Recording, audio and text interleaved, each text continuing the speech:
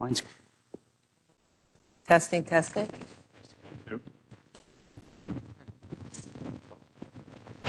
test, test, test. Test, test.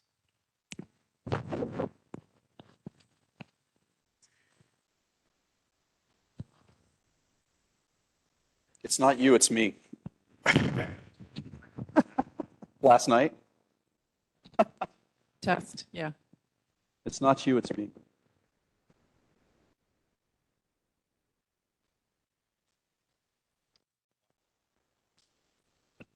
Doug, use my mic.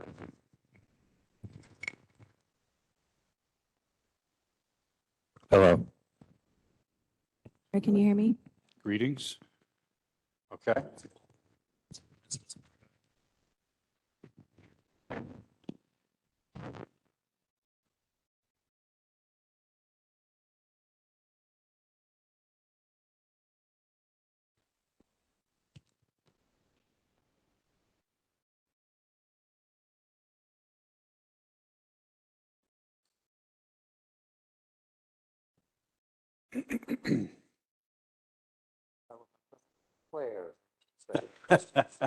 Right.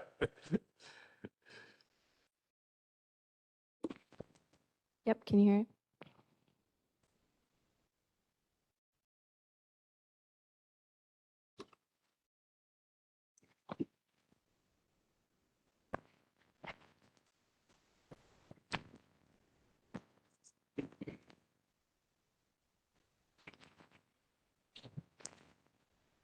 We ready to roll? Everybody have? All right, thank you, everyone. Greetings. I'll call the meeting to order. It's around 10:40 a.m. I want to welcome everybody to the 194th meeting for the New York State Board for Historic Preservation. Today is Thursday, March 14th, and we are at Peebles Island State Park Visitor Center. We will begin the meeting with the roll call. I'll ask Kathy to call the roll, and when members are called, I'd like you to introduce yourself and what your role is on the board, and then I'll take a minute to introduce a person from the audience. I'll get us started. I'm Doug Pirelli, Chair of the State Review Board. I'm a full professor of anthropology at the University of Buffalo. I also am a past president of the New York Archaeological Council and serve a role as archaeologist on the State Review Board. I'm Winter Aldrich, former Deputy Commissioner for Historic Preservation and a member of the Board for History. I'm Carol Clark. I'm a professor of historic preservation at Columbia University Pratt Institute and New York University, and I teach professionals as well as graduate students. Thank you. Jay DiLorenzo. Brian Irwin. Brian's here. So Brian, participate in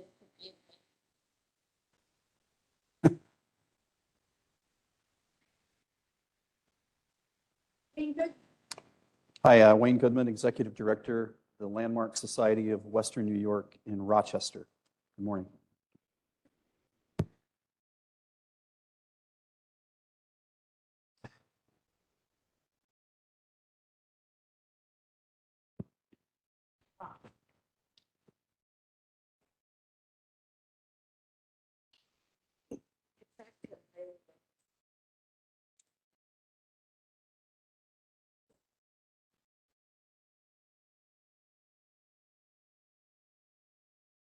Jennifer Lemack.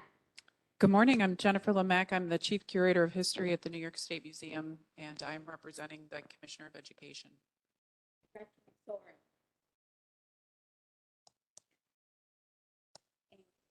And Andrew.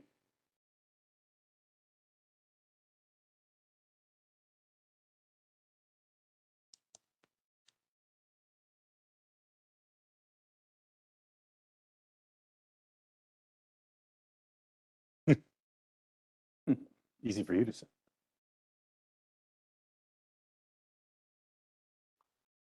There being 8. We have a quorum with 8 members. I also want to take a moment to introduce China Clark, who represents the Department of State and will be a proxy when Erica Krieger can't make it. China, welcome to the meeting. You want to say hello? Hello. Thank you. Thank you. Okay, moving on to the next agenda item. Is there anyone else to introduce, Kathy? No guests? Okay. I'll ask for a motion to approve the December 2023 State Review Board minutes. I assume everyone has had a chance to review those minutes. Any comments or questions or corrections? Still moved. Motion to approve. Do I hear a second? Second by Chuck. All in favor? Aye. Any opposed or abstained?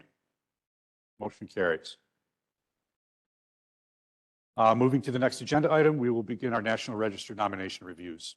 Chelsea? Thank you.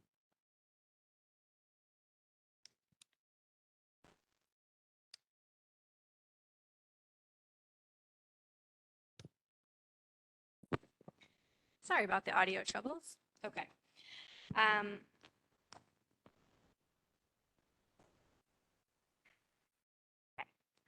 Good morning, everyone. Thank you for joining us here at Peoples Island State Park Visitor Center. For the first time since 2019, we are back at Peoples Island, home of the Division for the Historic Preservation offices. We welcome our nomination sponsors and consultants who have worked diligently in conjunction with our National Register staff to prepare the nominations you'll see today. We also welcome our property owners joining us who have persisted through the nomination process in order to honor the historic significance of their properties. We have an interesting mix of 15 nominations from 12 counties across New York State today. With these nominations, we will be recognizing historic significance in a wide range of areas, including architecture, commerce, industry, women's history, social history, archaeology, and many others. Of these nominations, 10 are in support of commercial tax credit applications, and 6 are honorary designations. Since we last met, we unfortunately have said goodbye to Linda Mackey, a longtime member of the Survey and National Register unit at the New York SHPO. But thank you to Kath LaFranc and Chris Brzee, who jumped in with additional nominations in the wake of these staff changes. So we were able to bring those forward today. We hope to have some new National Register unit members to welcome at our next meeting in June. The entire staff have worked very hard to prepare the nominations and presentations you will hear about today, but a special thank you goes to Virginia Bartos, who prepared the nomination slides that we'll see as well. For our guests who are joining us remotely and who have a special interest in the nomination presented here today, you are welcome to offer comment following the presentation of your specific nomination. Each virtual attendee should have the ability to unmute yourself when it is your turn to speak. With that being said, we'll turn it over to our first nomination from St. Lawrence County, presented by Leslie Krupa.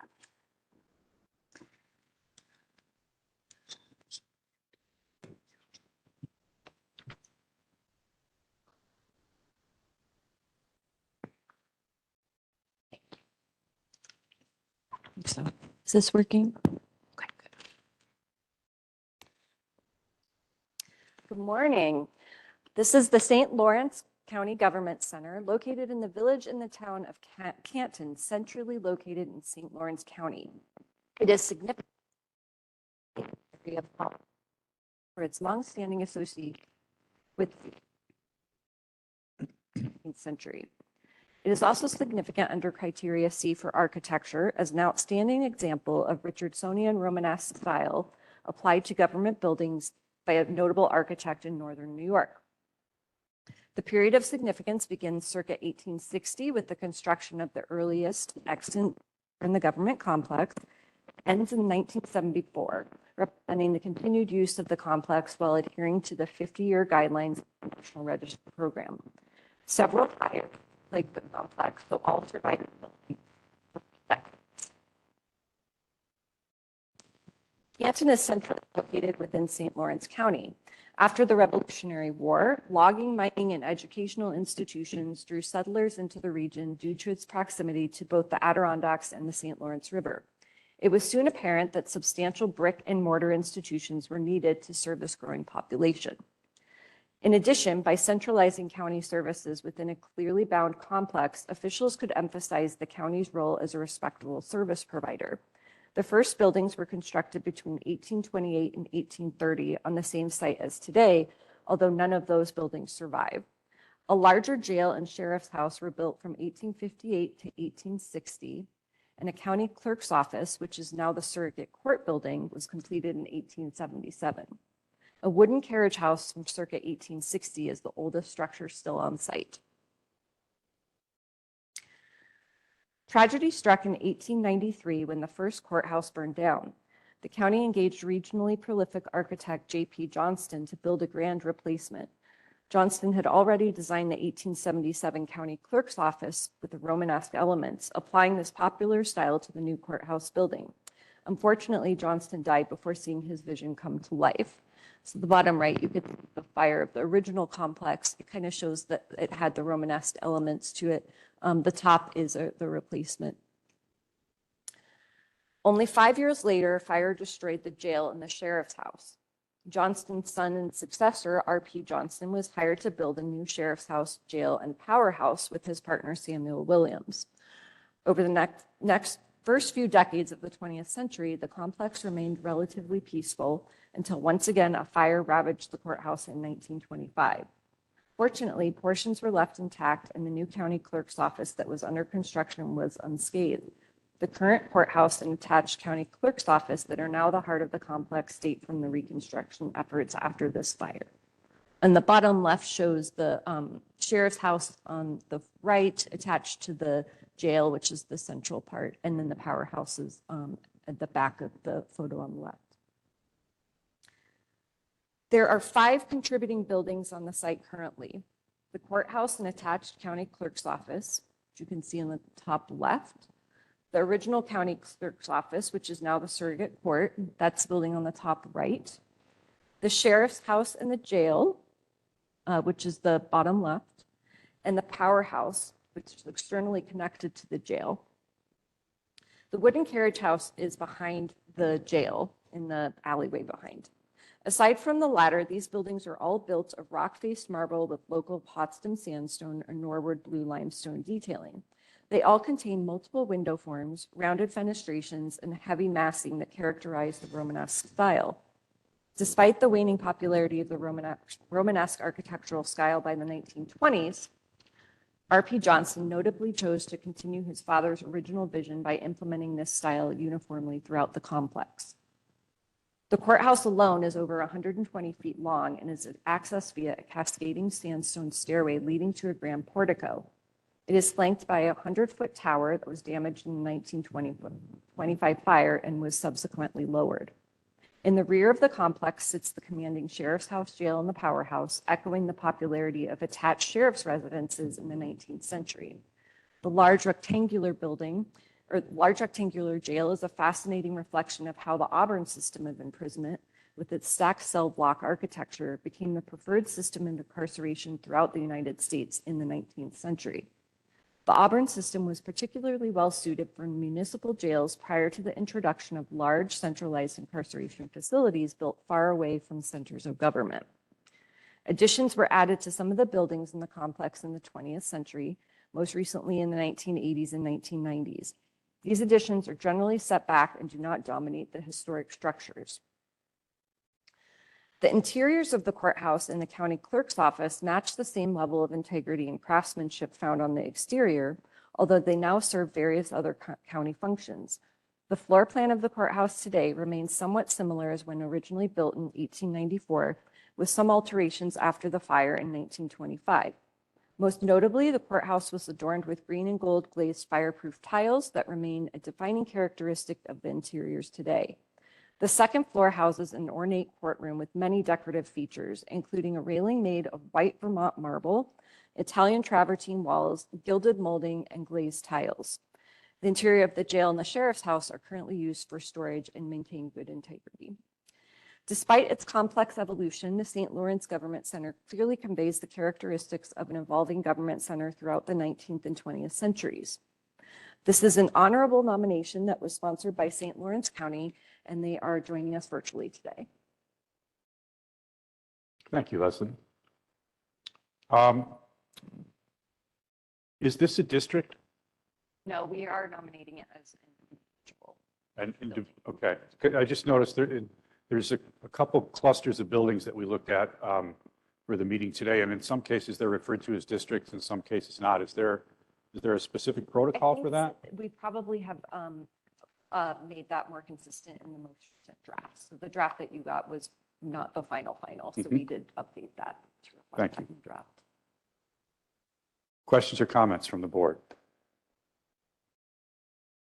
Do I hear a motion to approve? Wint, do I have a second? Jennifer, all in favor? Any opposed or abstained? Motion is unanimous. Thank you, Leslie. Thank you. Question about Please. status of it. But still, state hospital, in the company, property manager. Oh, no, it's not. In the, with a property manager there who was desperately protective of a remarkable building designed by Isaac Perry, and I think in the public rooms furnished by Perry or his subordinates. It was vacant. Its future was unknown. I don't know what's happened to it, but it occurs to me that this is the kind of building that this board ought to worry about because it's publicly owned, state-owned, and we should help the state find a use for buildings like that. And it's right on the Canadian border, and it might be a good place for border control, for immigration, for the whole northeast corner of the country. Anyway, it's just something to look into. I hope I don't get a report that it was demolished 7 years ago or something, but Ogdensburg State Hospital. I'm happy to look into that too if you want to connect via email. Thank you. Okay. Thank you. Okay, at this time, I'll ask Gretchen Soren, who's in attendance, to just briefly introduce yourself. Yeah, no problem.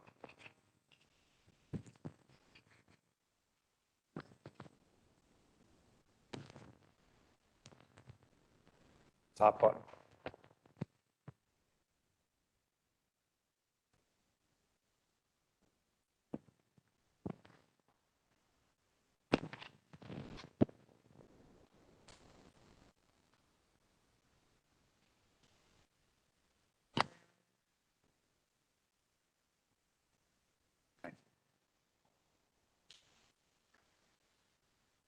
All right, moving on to Aaron Zarnecki.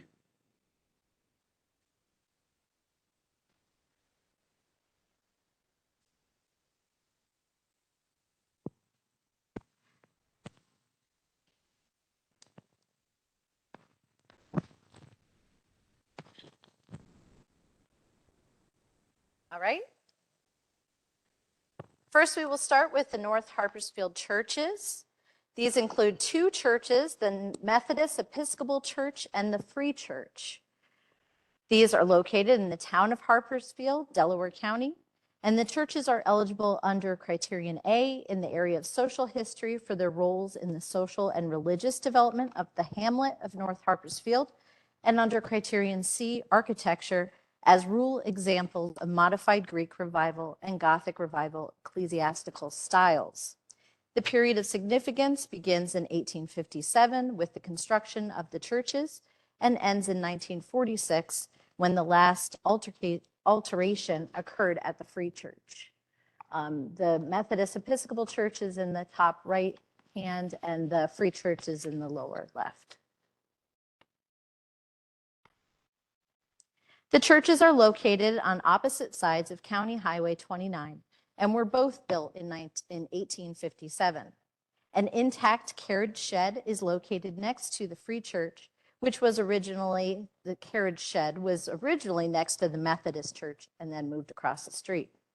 As the Methodist Episcopal Church was being built by the local congregation that had been in the community for decades, some of the residents of North Harpersfield and from the Methodist congregation broke from them and adopted a constitution themselves to establish a free church which shall be free for the use of any and all religious denominations.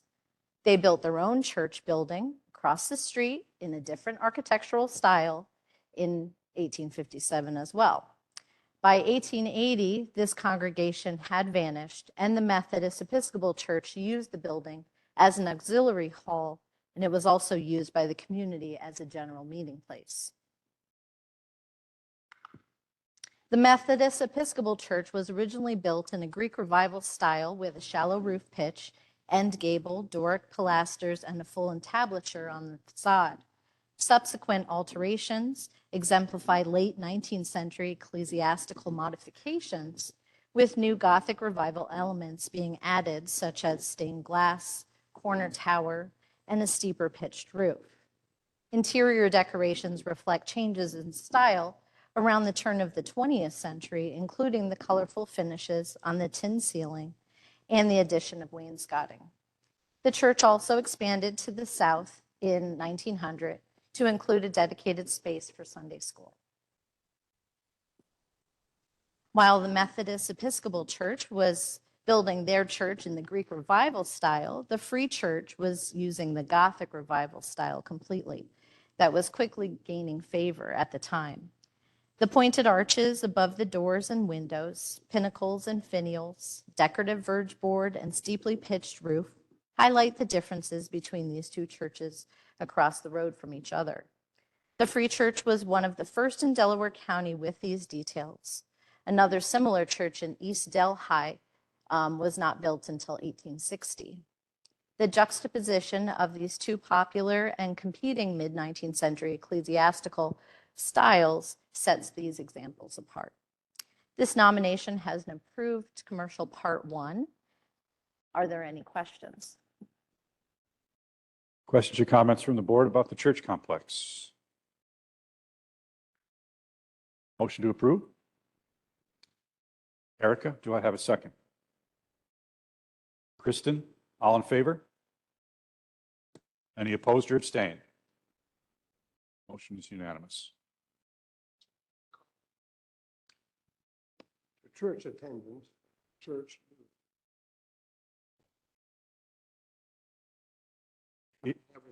It is, and it's nice to see that photo on the right that shows how intact things are above that drop ceiling. That's a great picture. Thank you. Both buildings are owned by the same owner. So one of them is used as a residence. The Methodist Episcopal Church is actually a residence. And then this church, part of the commercial Part 1 project, is that the Free Church would be turned into a commercial space. Next, we are going to Albany for the Graceland Cemetery Receiving Vault, which is located in the city of Albany, Albany County. The receiving vault is significant under criterion C in the area of architecture as a representative example of early 20th century mortuary style, exhibiting Romanesque, neoclassical, and Gothic features. Built in 1902 and attributed to Garnet Douglas Baltimore, a well-known civil engineer from Troy, who is also the first African-American student and graduate of RPI. The receiving vault is one of a small number of above-ground receiving vaults, which was slowly losing popularity by the beginning of the 20th century. The entire Graceland Cemetery has not been included in the nomination because the cemetery is still active and a large portion of the cemetery has not yet achieved historic significance. The receiving vault has a rectangular plan with a cross-gable slate tile roof. Distinctive characteristics include the solid masonry construction, stained glass windows with decorative metal grills, heavy metal doors, and the interior finishes conducive to funerary practices at the time. The receiving vault building is centrally located in the cemetery, southeast of the entrance and within view as you enter the property. I included the map at the bottom so you can kind of see where the receiving vault is, and just to the north is the entrance. You can basically see the receiving vault from the main street. The interior of the chapel has walls faced with white glazed brick and a stone-based trim. The floor consists of a hexagonal ceramic tiles with a perimeter band of mosaic tiles forming a Greek key pattern. The ceiling is timber-framed hammer beam trusses. Marble corbels support the hammer braces, and the lintels of the windows and interior door are also marble. The vault has the same hexagonal tile flooring as the chapel and the same glazed brick, but behind the wall niches is red brick. There are a total of 16 niches. This is the Graceland Cemetery Receiving Vault. Are there any questions?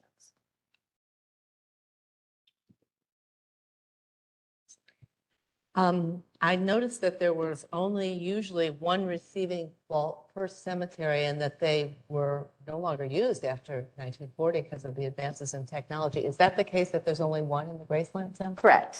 Yeah. Thank you. Could you say a little bit about why this rises to the level of state significance? We have made that change. Oh. Since you received this. There was an idea that this was one of very few remaining receiving vaults in New York State, above ground receiving vaults. So they had first proposed that it was at state level, but we're not sure if NPS will agree that there's enough documentation in the nomination to raise to the level of state significance. So we are going to take that out when it goes to National Park Service. Okay. The identity of the architect might have lifted it to a higher status, too. There's no documentation necessarily. I say attributed, and excuse me, the nomination talks about how this receiving vault is very similar to one that is that we know is designed by Garnet in another in the town of Brunswick, in a cemetery in the town of Brunswick. But they don't have any documentation saying that he definitely designed this receiving vault. So without that definite documentation, it is really hard, but it's very similar. So we're saying it is attributed to him. And we know that he was involved with this. He was designing cemeteries around the area, and that he was involved with the design of the cemetery. Thank you. Other questions or comments from the board? Do I have a motion to approve? Wayne, second. Second. Chuck has the second. All in favor? Any opposed or abstain? Motion carries.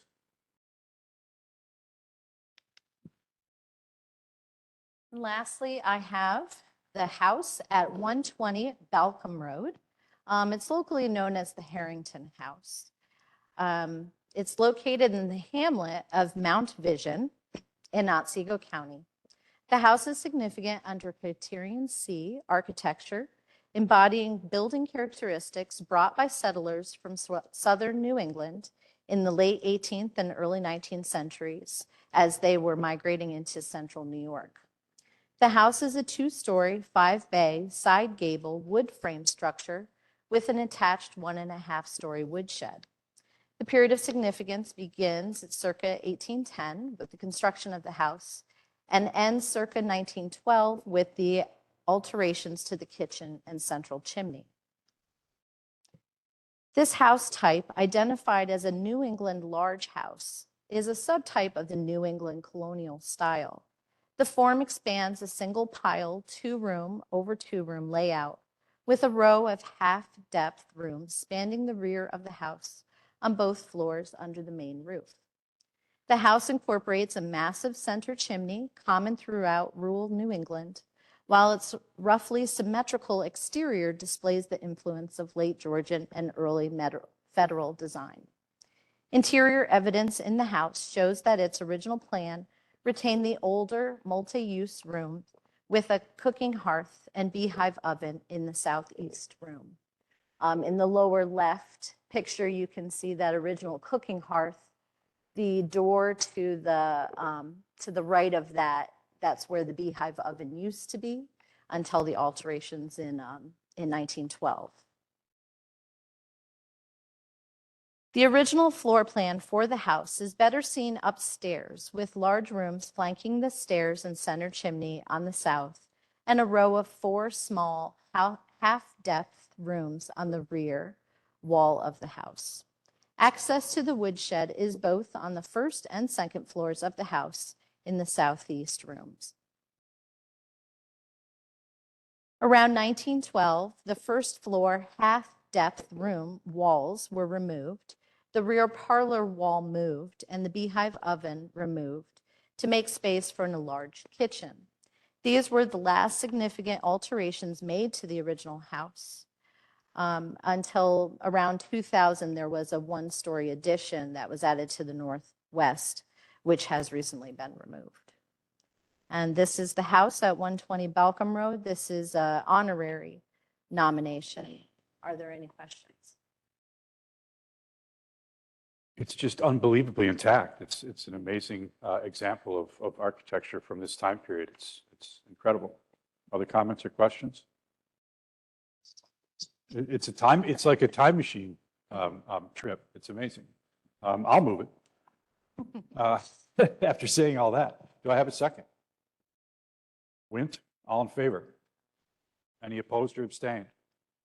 Motion carries unanimously. Thank you.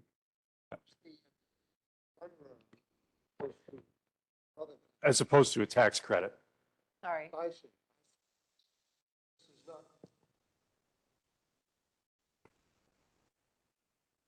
It came to us the nomination as an honorary, and then from here, the homeowner could follow through on maybe homeowner tax credit or something, but it came to us as an honorary nomination. I also failed to mention that the Graceland receiving vote is also an honorary nomination, so it didn't come into us as a tax credit, it came in as honorary, and then they can go from there.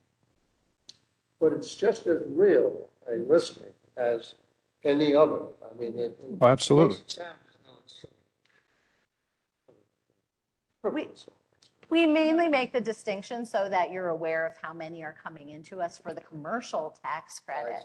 And because we do have Part 1 approvals for those commercial tax credit projects that come into us, just so that you can know that there's, that we are receiving quite a few of these commercial tax credit projects.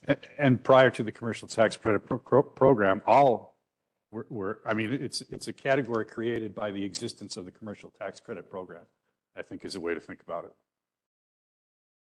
Okay, so at this time, I would ask, Kath, would you just give us a brief update on Papskany in place of number 5?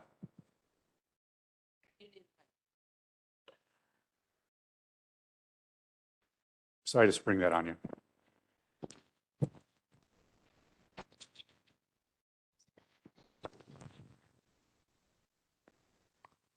Okay, we sent it down to the National Park Service for the determination of eligibility. And to our delight and astonishment, it was absolutely accepted with no questions asked. In fact, they said it was a great nomination. So it's been officially determined eligible for the National Register. So we have the State Register listing and the National Register eligibility. And if any property owners change their mind, in the future, we can just remove those objections and have it listed. So I very relieved that the nomination was accepted with such enthusiasm, and so as the sponsor was delighted. So thank you all for your support for it.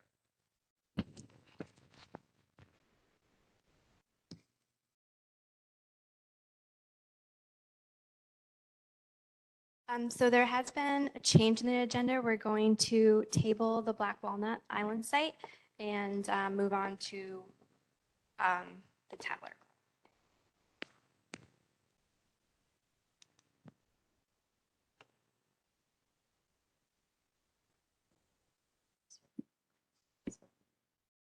We're tabling. Ready? There are some things in the nomination that I think should be reviewed before they're presented in a forum such as this. All right, moving on. So I'm here to present the Tatler Club. It's significant under criterion A in the area of social history as a prominent women's club in the city of Niagara Falls. For over 65 years, the Tatler Club has hosted thousands of speakers and educational events for its members on a wide range of social, political, scientific, and philosophical topics. The club has helped to shape the role of women in Niagara Falls during the 20th century, empowering them to become agents of change within their community. The Tatler Club formed in 1925 as a benevolent social club and served as a place where the most prominent and educated women in Niagara Falls could gather for leisure activities, to discuss new ideas, and to coordinate on causes that were important to them. Founded as an outgrowth of the larger national women's club movement, the Tatler Club was established with the mission of educational enrichment and the discussion of social problems relevant to members. Prominent national and international speakers were regularly invited to present programs at the club covering topics such as capital punishment, women's rights locally and abroad, socialism, and women in the workplace. Originally constructed in 1876, the Tatler Club purchased the former Alice and Peter A. Porter residence, a spacious Italianate-style house that overlooked the Niagara River near the brink of the falls. I've included the map down in the corner there, so you get a sense that this literally is right on the doorstep. The building was purchased by the Tatler Club in 1956 and occupied by March 1957. In 1964, the entire exterior was covered in aluminum siding and aluminum storm windows were installed. But the aluminum siding has recently been removed as part of an ongoing exterior restoration project, revealing original fabric from the 1870s. So we get a little sense of that. So the organization renovated the house in 1957 to make it suitable for club functions, completely remodeling the kitchen wing, adding the coat room and restroom, installing acoustic tile ceilings in the living room, and they added a telephone booth under the stairs, and they added bookshelves in the library, as well as creating a parking lot on the west elevation. In 1963, another round of renovations included the widening of the entrance hall to the living room and cosmetic improvements to the main hall ceiling and walls. The period of significance begins with the Tatler Club's ownership and occupation of the building in 1956 and ends in 1974, 50 years from the present, as the Tatler Club continues in operation to the present day. As they approach their 100th anniversary, the Tatler Club continues its mission of social engagement and education. This nomination has received the support of, I should say, the unanimous support of the City of Niagara Falls Historic Preservation Commission, as well as the mayor. So this is the Tatler Club. Are there any questions on this?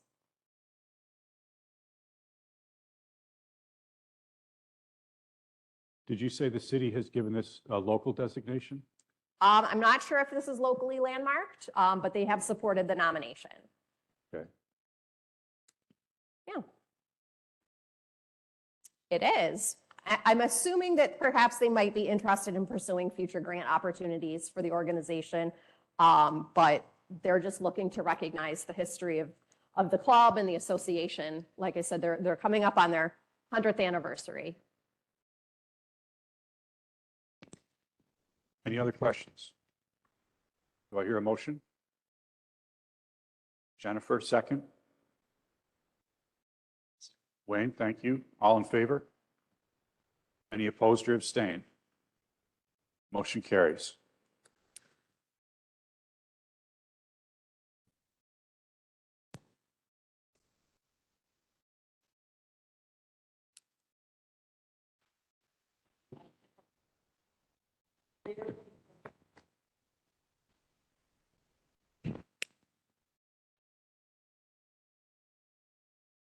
All right, the question is where they met previously to the use of this structure for their meeting place.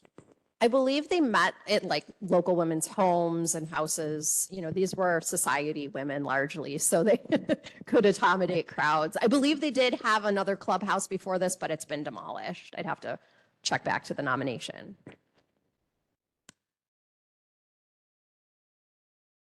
All right, next we're moving to Rochester and Monroe County and Virginia. Thank you. Oh, good. Have sound. Oh, good.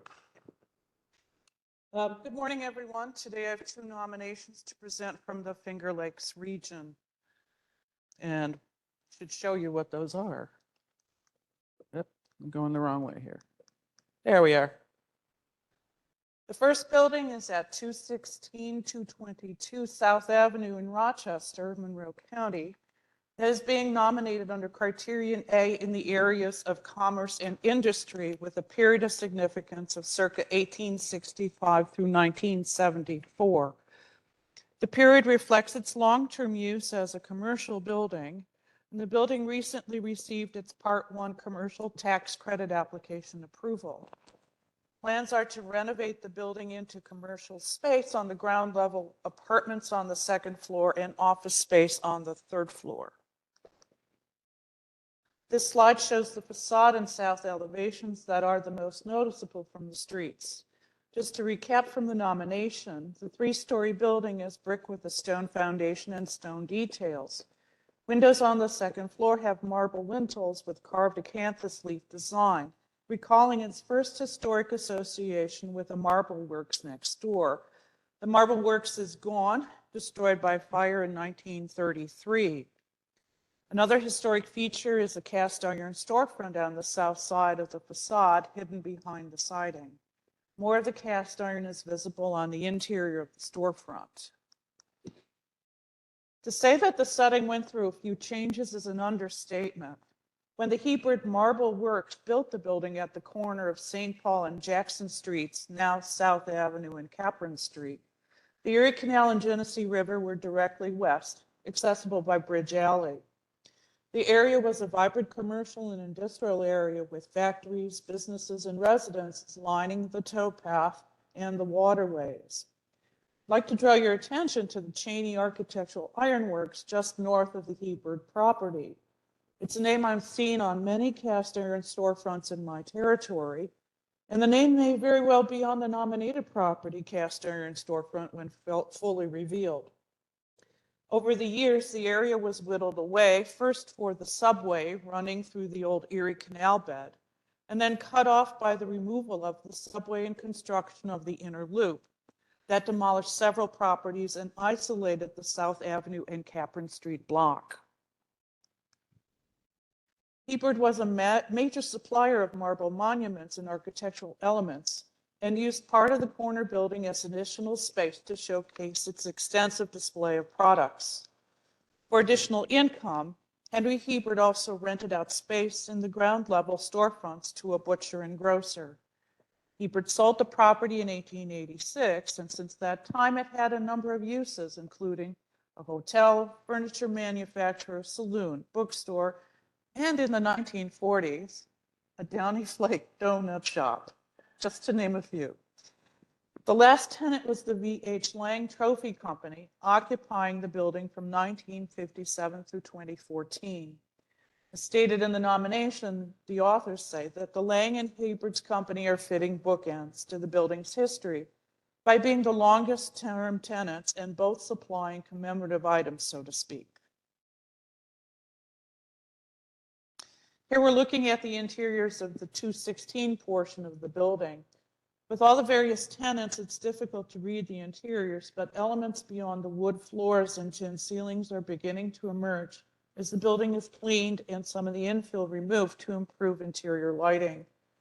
Arches between the two sides of the buildings were revealed, along with a concealed historic doorway and even a few original windows behind the boarded openings. This slide shows the first floor of the 222 South Avenue side on the left and the second floor on the right. The rehabilitation of the building will be taking place at a time when more of Rochester's inner loop is being removed. Improvements are being made to the neighborhood, and the building's new life would certainly aid in the revitalization on this part of downtown Rochester. Questions or comments? Just comment that the 150-year building history was really nice in this nomination, and the local context development was just excellent. It's done by Barrow. Fantastic. Barrow Architecture. Yeah, really well done. Other questions or comments? Motion to approve. Erica, I'll second it. All in favor? Any opposed or abstained? There being none, the motion carries unanimously. Thank you. Next, we shift southeast to Ontario County. Located just west of the city of Canandaigua, the William W. Gorham House was built beginning in 1826 of cut stone in the Greek Revival style, and is one of a few surviving masonry farmhouses in the town. It's being nominated under Criterion C for architecture and Criterion B for its association with illustrator Eloise Wilkin. The period of significance, 1826 to 1961, reflects when construction commenced to when the Wilkins sold the house and moved to Brighton, New York. We will be adding information about Eloise Wilkin to the nomination before it goes to Washington for final review. The information was originally omitted because it was felt there wasn't a case for significance under Criterion B, but the decision was reversed after a peer review discussion.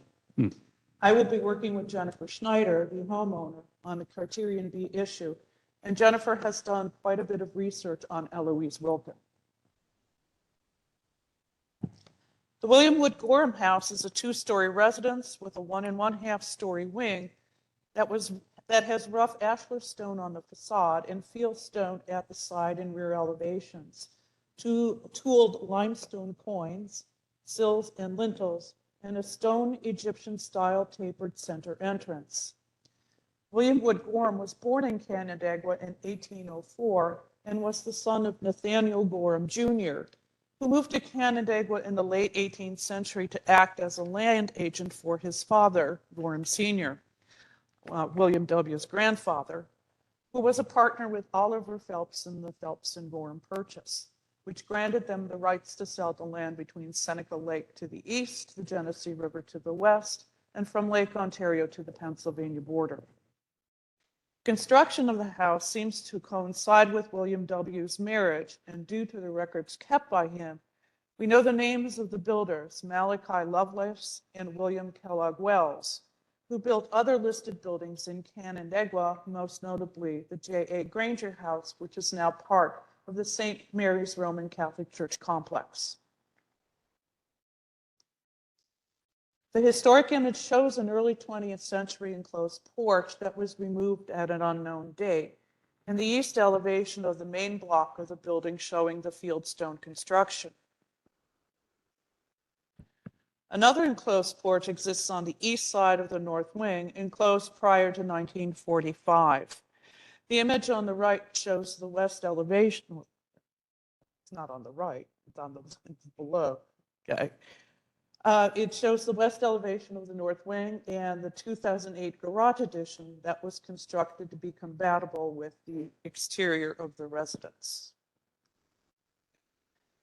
As a farm property, the lot was a farm property, and the lot currently contains a contributing chicken coop and the remnants of a barn, along with a non-contributing garage that postdates the period of significance. As stated in the nomination, most of the farm acreage was sold off in 1961, and the nominated property now includes 4.45 acres. The east parlor and the dining room are largely unchanged, and both retain their historic black marble fireplaces. One can be seen on the left in this image of the east parlor. You can barely see it with the light here. Also visible is historic wood flooring, wood trim, and windows. When the Wilkin family moved into the house in 1945, Eloise Wilkin turned the ground level rooms in the north wing into her studio. Eloise Wilkin, seen in the lower left, was an illustrator best known for her drawings for the Little Golden Book series. I'm sure many of you are familiar with these books, as the series is still going strong.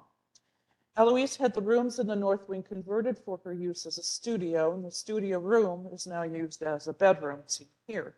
But this is where she did the bulk of her illustration work from 1945 to 1961. She used houses in the Canandaigua area in her illustrations, including the nominated house. And I'm taking a leap here, and since the front of the house lacks the enclosed porch seen in the historic image, I'm going to assume that the porch was gone by 1945, when she moved into the house with her family. Now, apparently, one of the stipulations of her contract was that she would be able to work from the house in Canandaigua. So I guess you could say she was a pioneer for the work from home movement.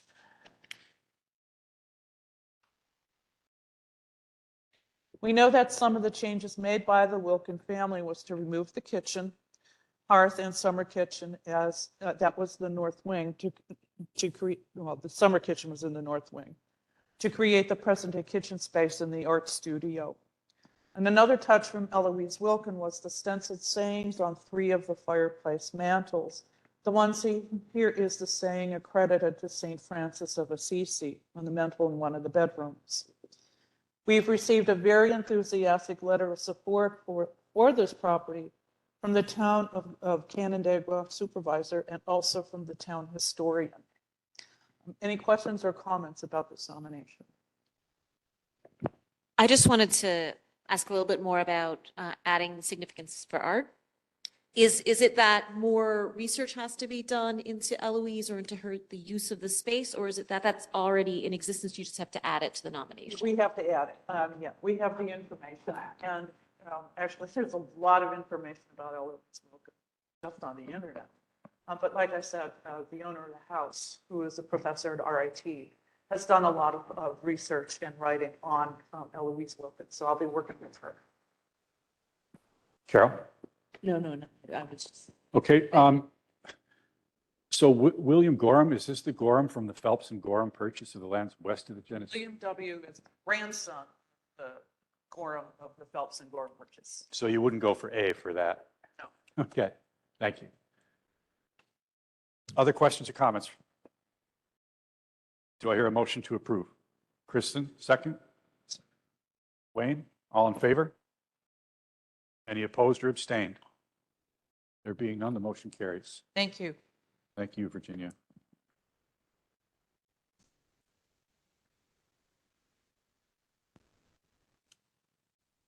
All right, next up is Chris. We're moving to Funky Kingston. Thanks. This is my debut. Thank you. Thanks.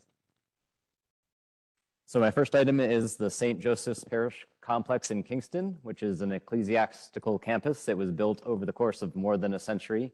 And it showcases a rich variety of architectural styles and building types designed by locally and sometimes nationally prominent architects.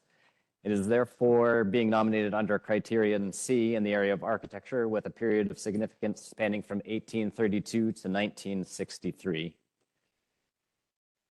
The complex is located in the uptown neighborhood of Kingston.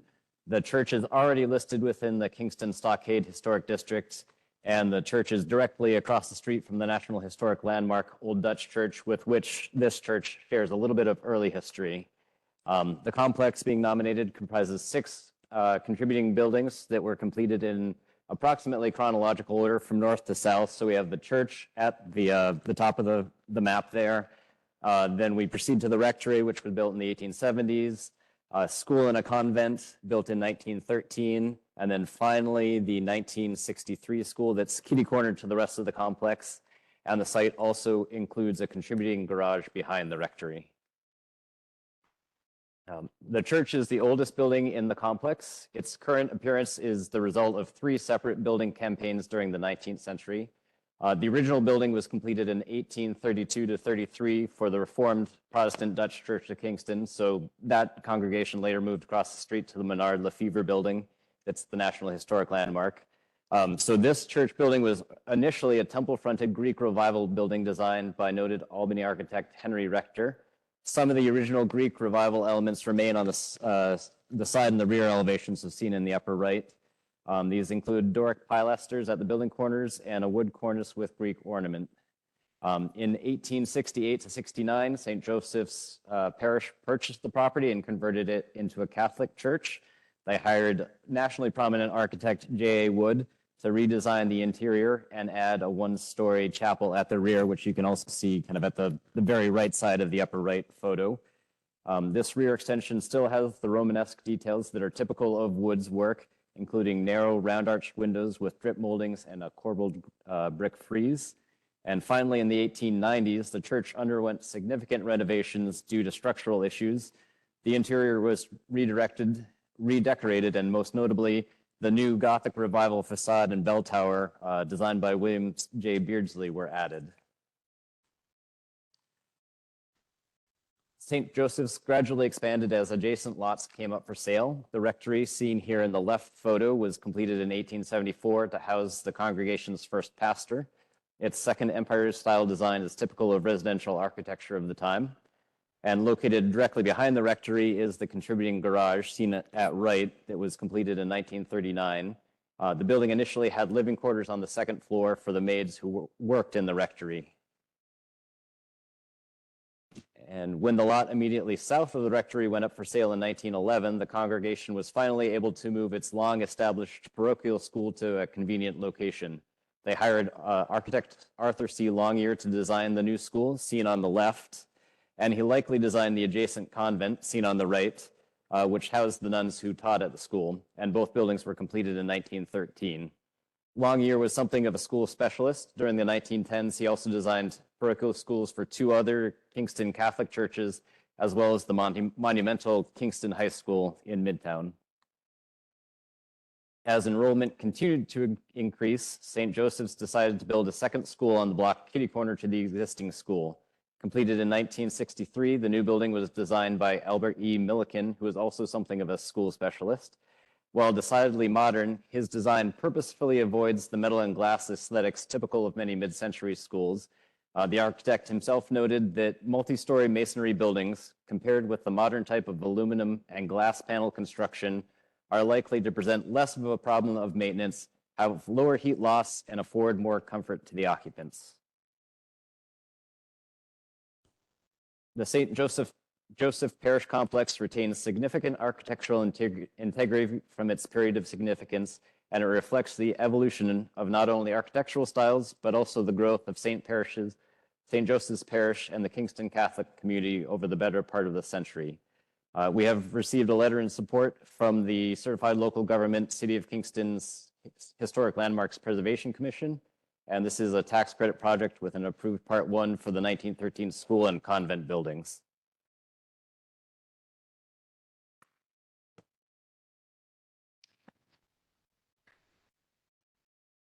So this is a district of 6 buildings. This is a correct? district, yes. It's a district. Mhm. Okay. Questions or comments from the board? Has there been any opposition voiced by the people responsible for the buildings, the ownership? The school and the convent came to us for the tax credit project, and the Archdiocese has not submitted an objection. I mean, it seems odd that 4 buildings, the interior has been denied to us for documentation. Is that peculiar? I'm not sure how the consultant went about asking permission to get into those buildings. But Wow, you're really on the spot here for your first go-round. yeah. Oh, well done.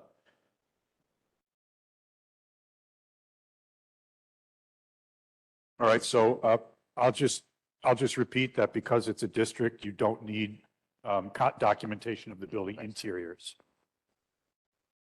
Awesome. Other questions or comments from the board? Do I hear a motion to approve? Wint? I'd be happy to second. All in favor? Any opposed or abstained? Motion carries. On to Broadway. All right, so I'm presenting this item on behalf of Linda Mackey, who did all the hard work to bring this item to the meeting today.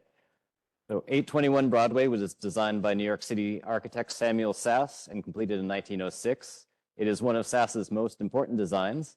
And although he's not well known today, Samuel Sass was a prolific designer of tenements, apartment buildings, and lofts in New York City between 1895 and 1925. This building is therefore being nominated under Criterion C for architecture, with a period of significance comprising the year that it was built. 821 Broadway is located in New York City in the borough of Manhattan at the corner of Broadway and East 12th Street.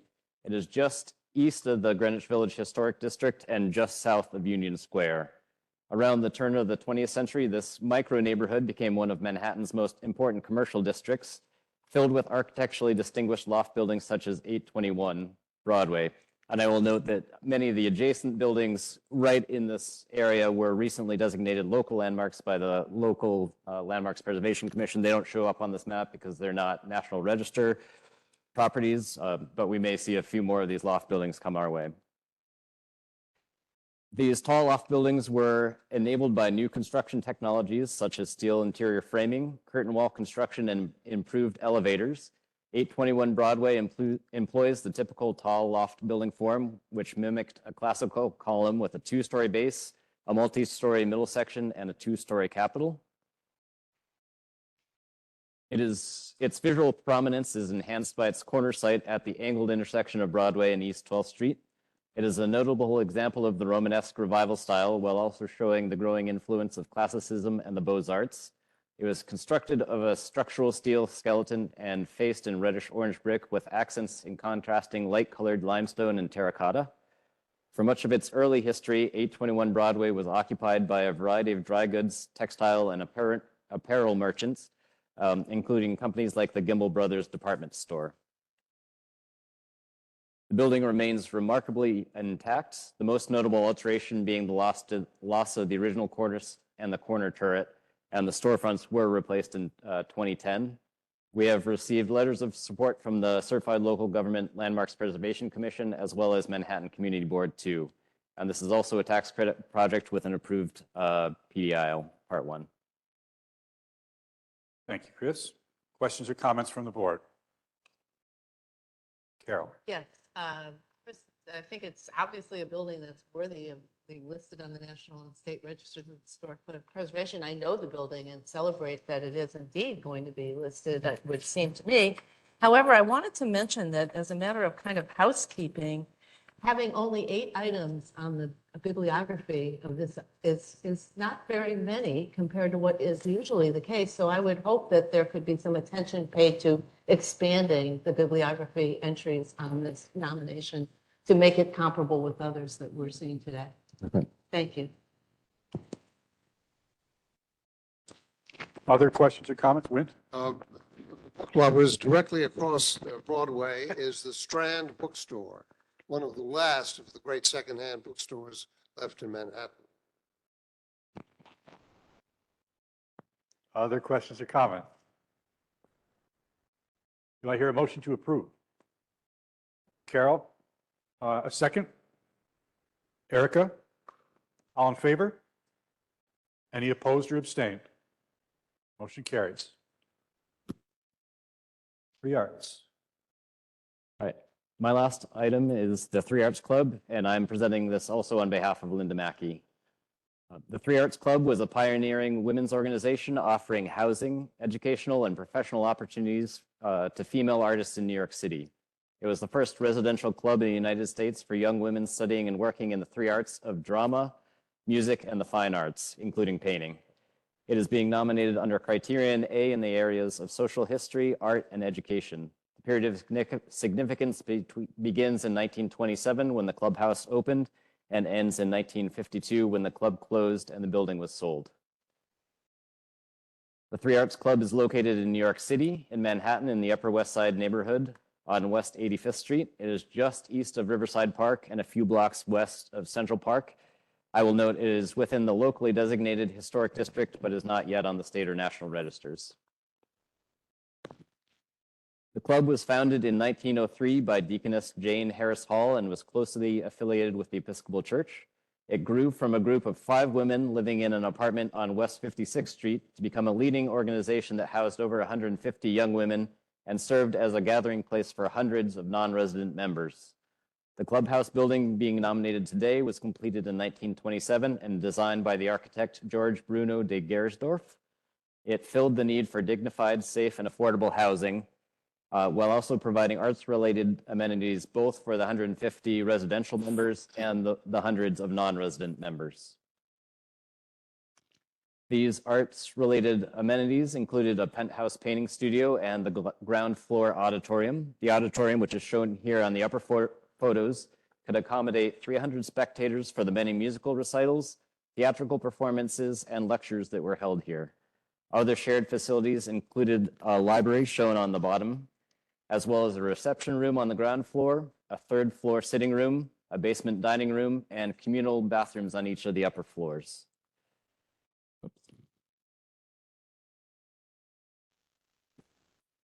And here are a few more views of the remarkably intact interior spaces. The photos above show the ground floor reception room, and the bottom photos show a typical bedroom.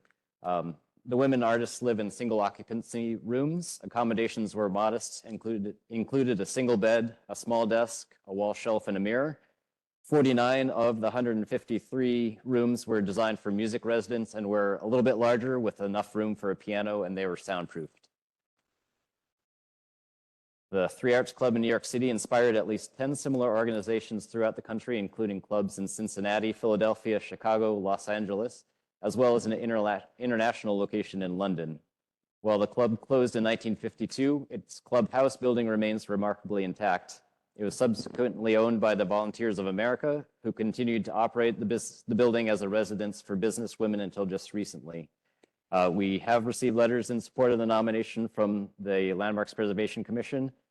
This is a tax credit project with an approved Part 1, and I believe both the consultants and the owners are joining us virtually and would like to speak in support of the nomination. That would be great.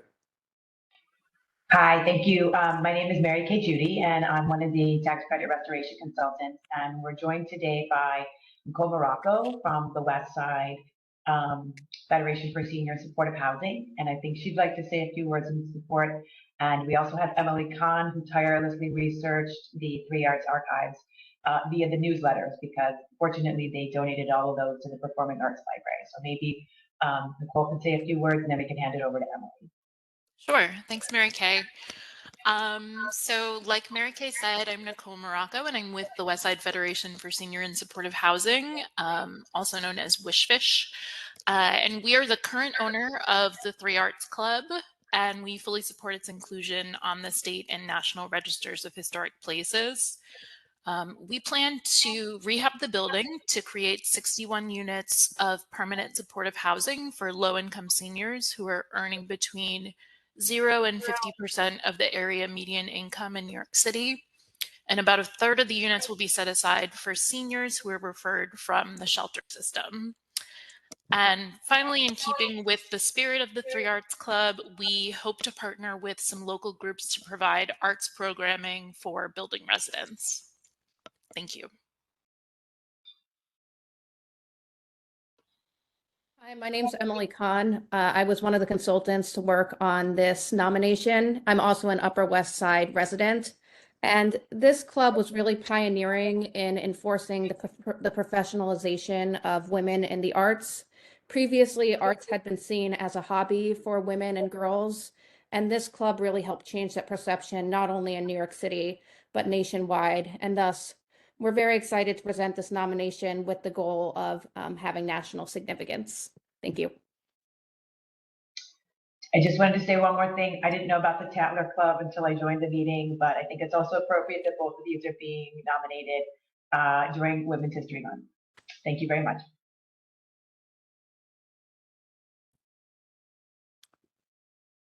Did I hear somebody just make reference to national level of significance? Is that the case for this nomination? Yes, and maybe Kath can help me out. I believe that was national level of significance? Well, Here. no, I haven't. It probably is nationally significant. It is the first one, and it did influence others. We're not sure we have enough documentation to support that to the level that National Register Office in Washington would like. We'd have to add a little bit more research for that. We do suspect it is nationally significant, but we don't have a full context on all of the other clubs, and the the NPS is being pretty fussy these days, so we thought we'd be safer to say that it was locally significant. Thank you. Carol.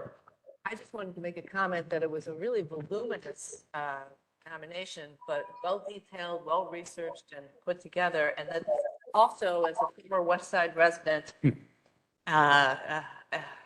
it is terrific that Wishfish is going into this building, and the Volunteers of America had it for 60 years after that fascinating first use, which we've heard about today. And I'm delighted that it's being nominated.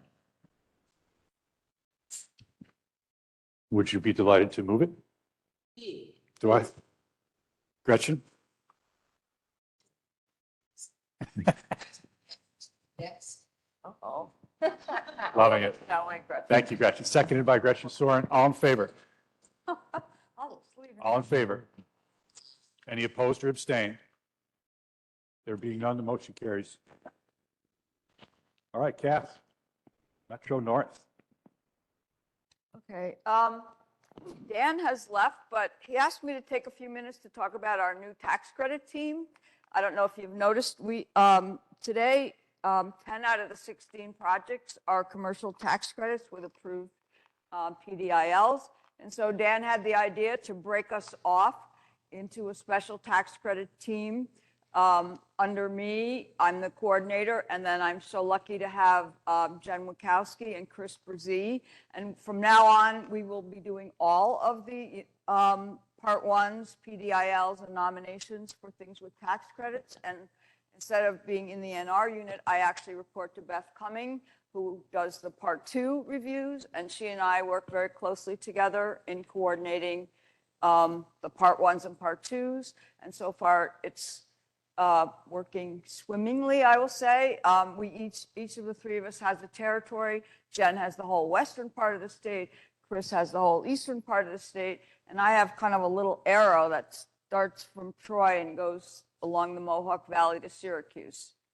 And I don't know if you have any questions about that, but you did see other staff presenting some today that they've been working on. Gradually, that will taper off so that it's just the three of us doing the tax credit projects.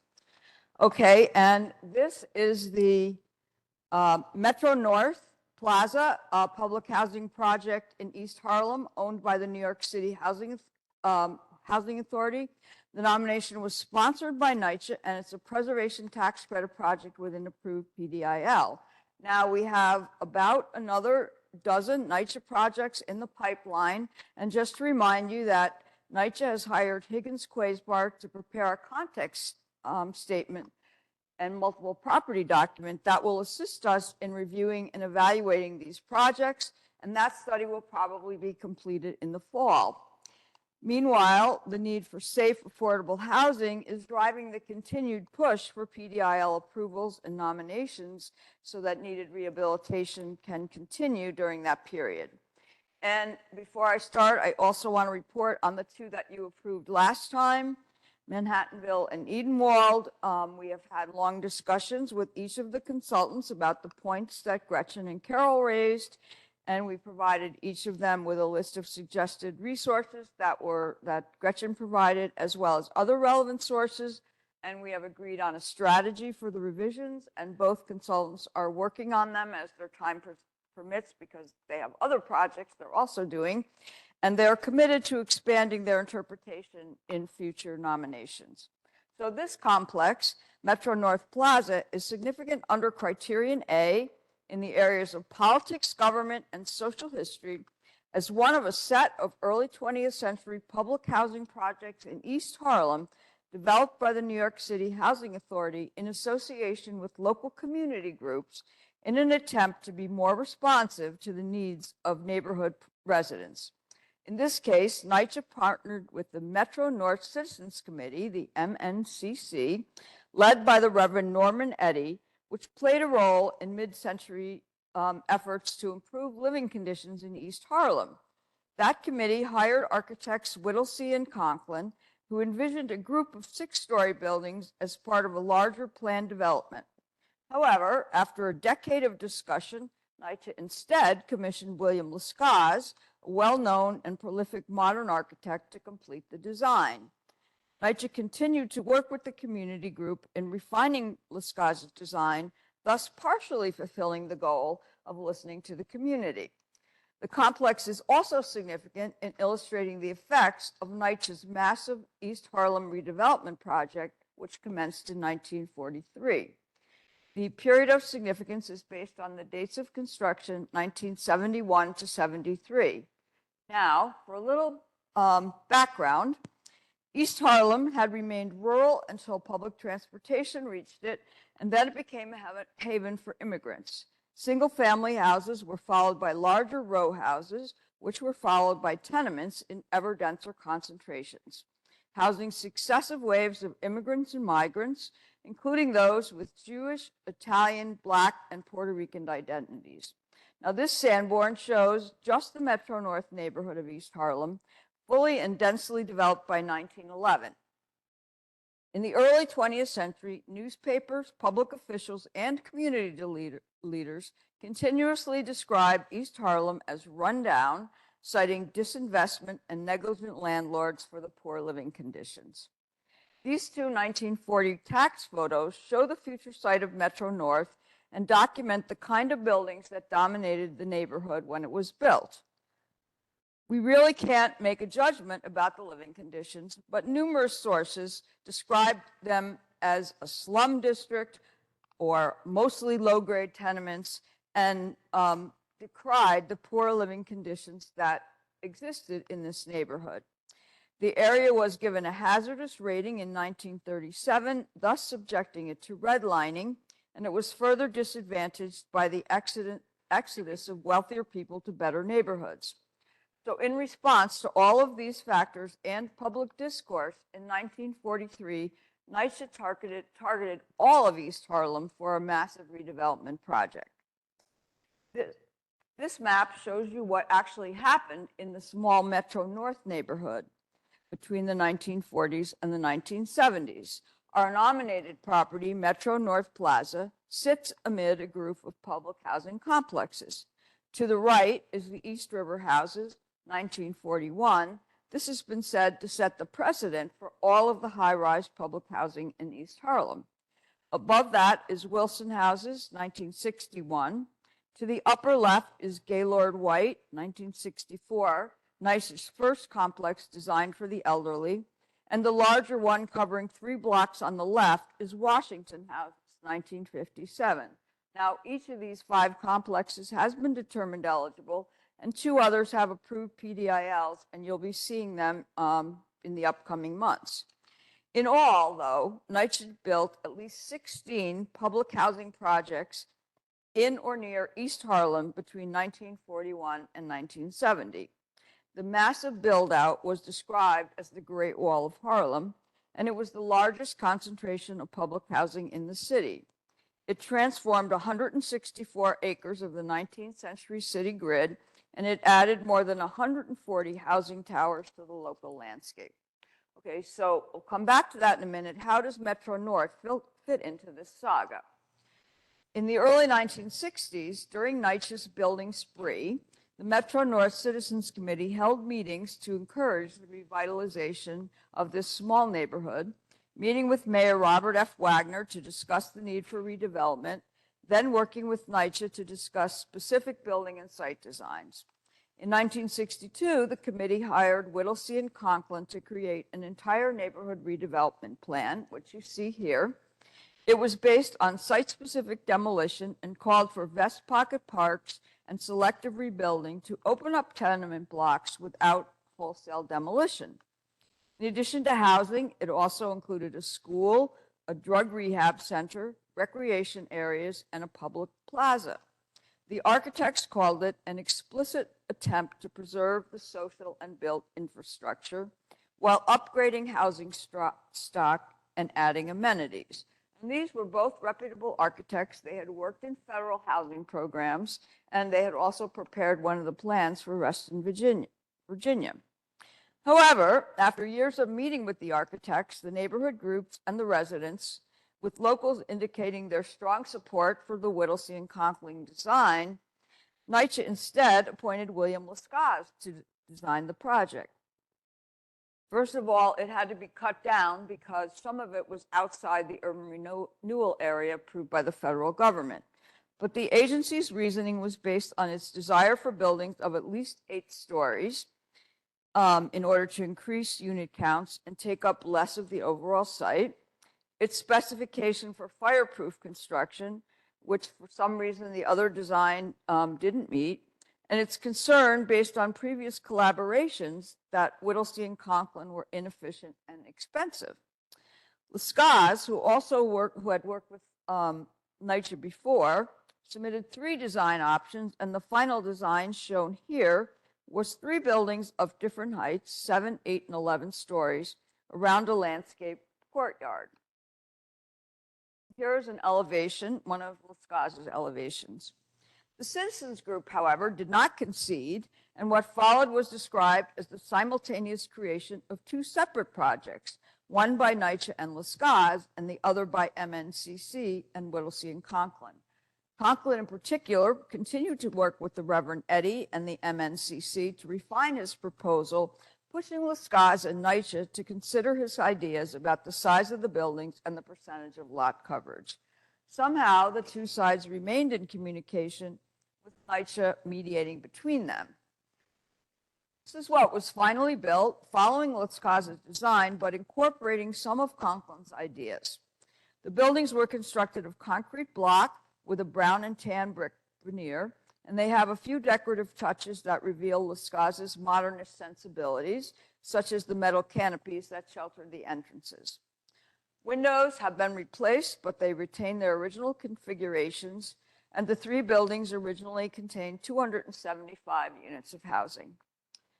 The courtyard retains its original trees and spaces, but there's now a playground and a basketball court that are not original.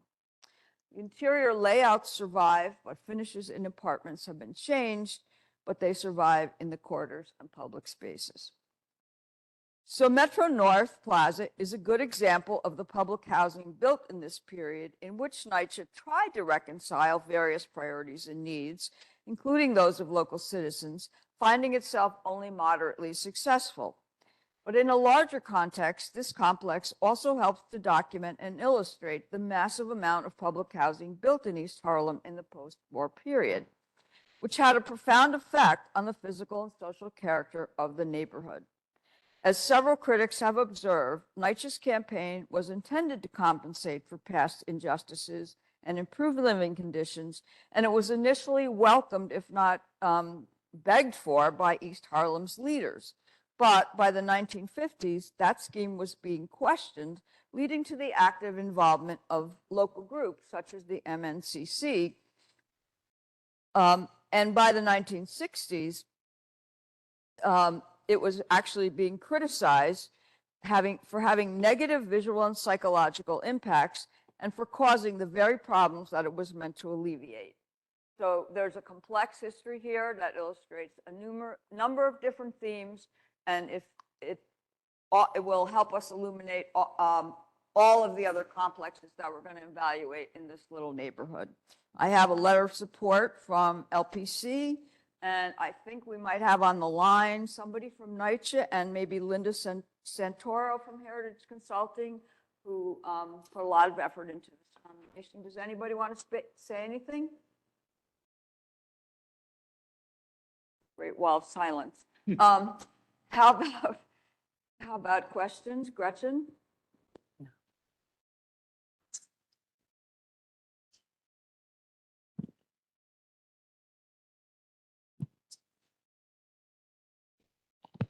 Oh, I'm a little hard of hearing, so if you could just speak up.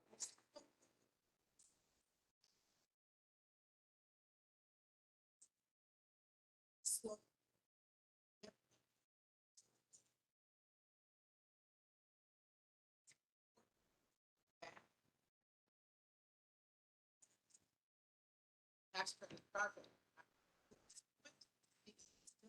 Have it got to the point that it's the current. I was the grade as a you get a C or a C minus because it's not. And the approach that we used, that this book got students, and that this method it's ours. Our house, black acceptable that they yes, that's what it said, but what happens so we can segregate. I think it's got to be clear.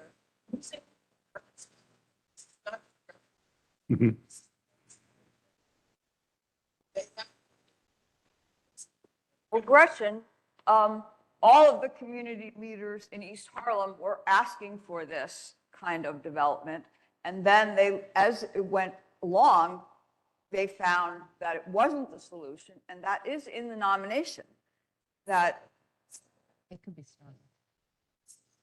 I mean, this actually worked with the community group of residents from the neighborhood and the Reverend Eddie. So, who, So that makes no, but it's what happened. And so we tried to interpret that as it ended up being very bad for East Harlem, that it caused,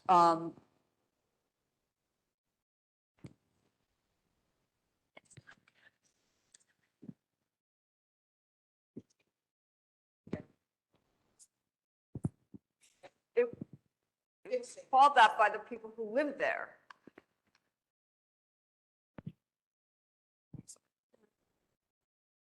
I don't think it goes far enough. Tell them to get the color of law and read it.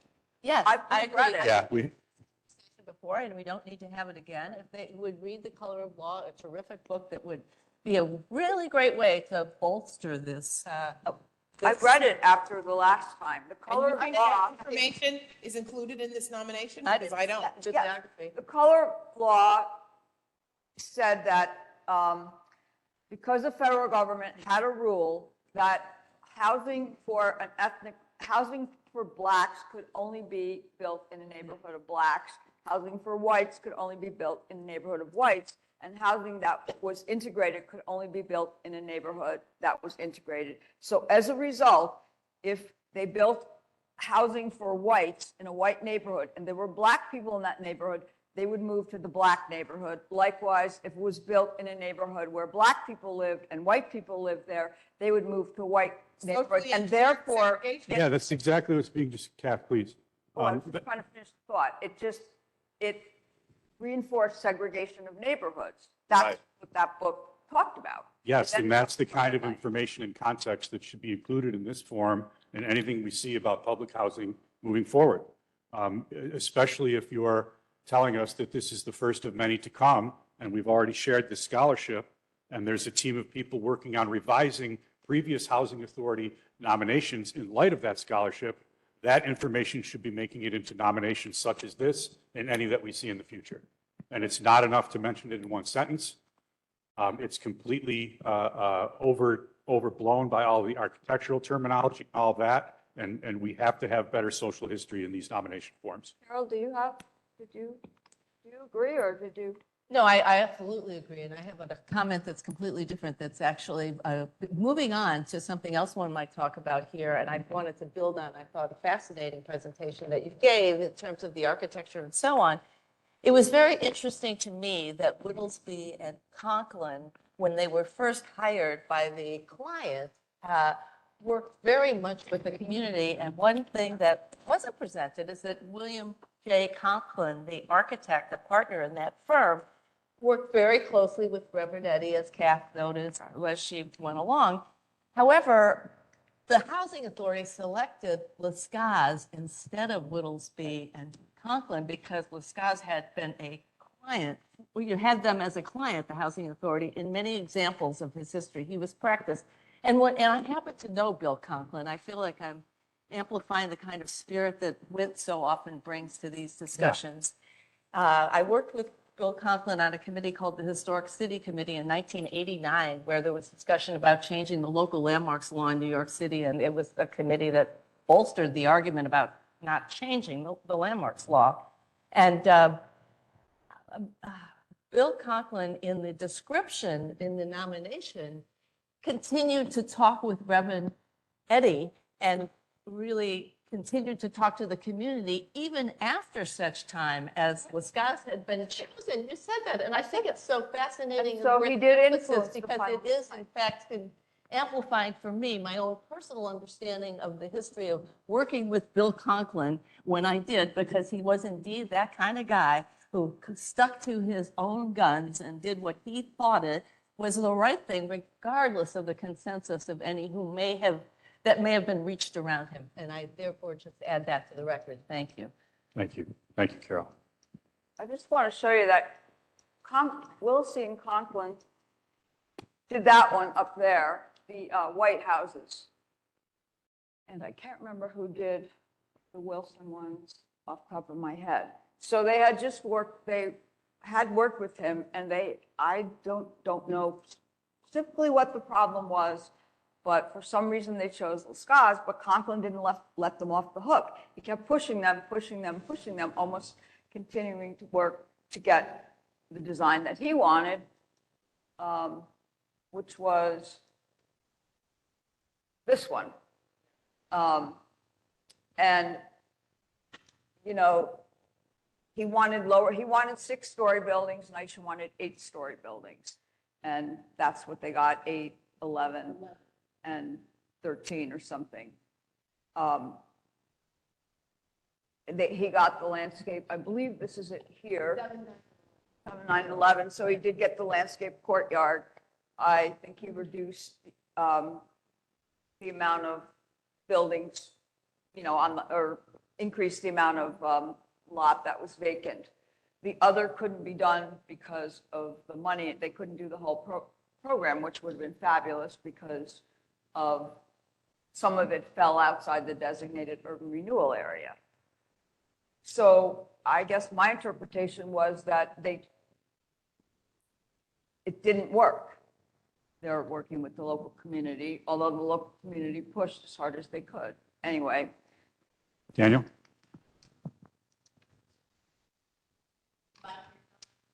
He has no comment. All right, so if I were to make a motion to approve, it would include the stipulation that the social history in this nomination be expanded and that references that were shared previously be reconsidered and added to this nomination. With that stipulation as a motion, do I hear an approval? So moved. Do I have a second?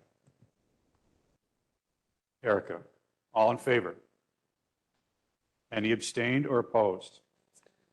With that stipulation, you're in. Daniel? Cap. Answer on this particular project that the National Park Service public council nominations arriving at their office for the purpose of tax credit application has asked for property listing research support research into the overall development of the 20th century public council. And Cap referenced that from the podium. That is going to be a critical document to get right. It's the individual nominations to get right. Yes. Subsequently made future nominations related to so we will be focused on that document when it arrives to us. The word segregation is to be in these nominations. Right. Noted. Noted. I'm sorry. Actually, I bought all the books that I didn't have. Yeah. You had recommended.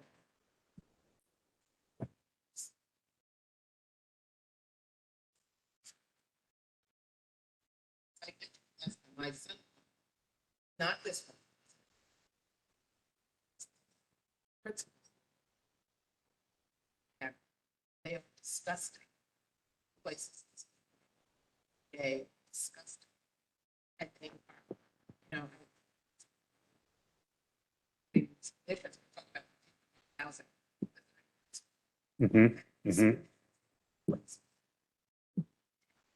That's why they're tax credit projects. I agree. I agree. That's what my son does. Has.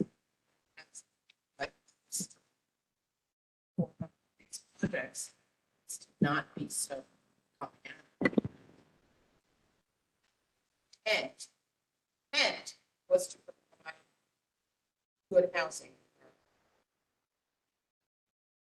What they said the intent was, not really what the intent was, to protect white neighborhoods.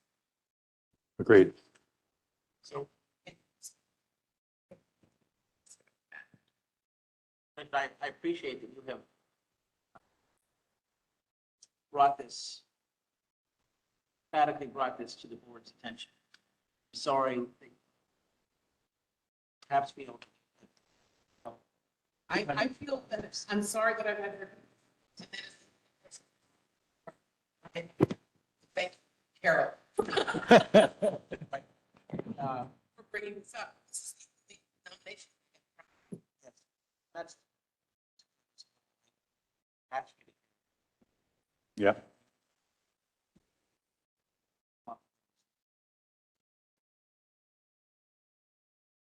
right. Have form, the CAP reference, it's a good place to get this right, so we will very much focus on that as well as these individual. And I do want to say, has been some, this multiple property form that CAP is referred to, so critical to the overall history of public housing in New York City. National Park Service somewhat insistent that be in place before they consider any additional nomination from us. And we have said understand the value and the intent of that, but the public housing crisis statewide, but in New York City in this case particularly, is one that we cannot, governor's office will not support it. Not interested in seeing us delayed in the rehabilitation of this complex. So we are going to continue to provide this individual nominations to the Park Service while that. And this is no criticism of Kat, because I know it's like the most amazing National Register writer in the state, but For sure. I just feel that the history, social historian, the history has not made it to world architectural history. Is there a role the board could play in the advancing of this document or in the research or in the writing of that? Sure. Yep. Thank you. I just discovered that there's a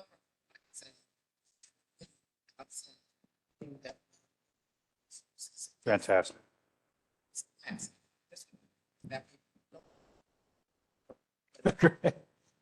Useful. All right. Moving on to Miller Hall and Hartwell Shirt Factory. Okay, so this is the Miller Hall and Hartwell Shirt Collar Factory in Troy, and it's just a few miles south of us, near the Collar City Bridge. We could float right down the Hudson, amid a cluster of other factories and industrial buildings, many of which are NR eligible or listed. And stay tuned because Tabitha's going to bring us back to this neighborhood in a few minutes. This factory is being added to the textile buildings in Troy multiple property nomination, which was approved in 2014. And I am pleased to say that of the 9 factories identified in that document, this is the 7th one to be listed, and all 7 have been preservation tax credit projects. So a huge, sorry, Jay isn't here, a huge thank you to the Preservation League for the grant, and really to Aaron Tobin, who got us all fired up about industrial buildings a few years ago. And especially to Bill Krattinger, also not here, who did much of the work that brought the cover document to completion. This project has had a considerable positive effect on preservation and economic development in Troy. And when you go outside today, if you look right across the river, you can see the Lion Factory, the largest of the textile mills, listed last year and now being converted to affordable apartments, as have many of the other buildings.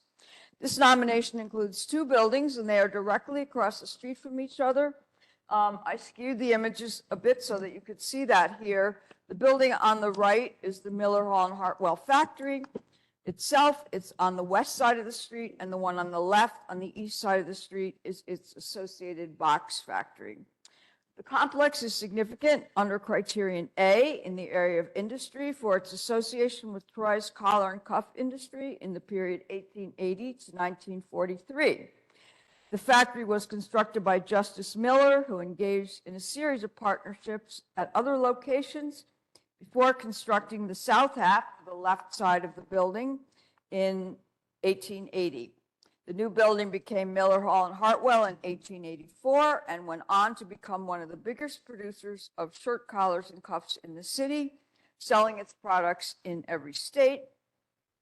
In addition to the north, in 1891, nearly doubled the size of the building, and at the peak of production, the firm employed nearly 3,000 people. Miller Hall and Hartwell remained in business during the entire 40-year period when Troy was the nation's major producer of cuffs and collars. So the buildings are also significant under criterion C in the area of architecture as representative intact examples of large-scale factory buildings in Troy. We don't know the architect of the original section, but the addition was the work of Edward Loth, an important Troy architect. This factory is an especially decorative example among our collection of factories, illustrating a combination of Italianate and Romanesque revival features. But what distinguishes it is the interplay of decorative elements between the two styles and sections.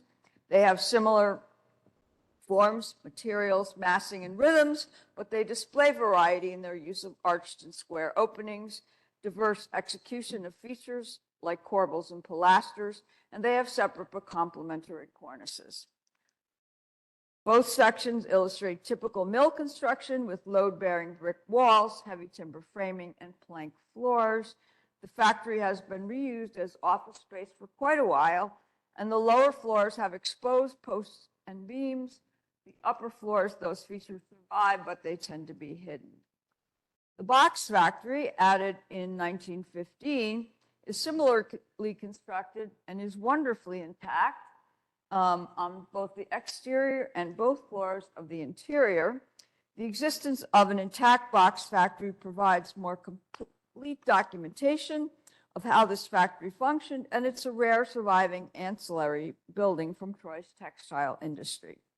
And this building is soon to be reborn as the bargain grocery store, and since downtown Troy is a food desert, some of us are eagerly awaiting the grand opening.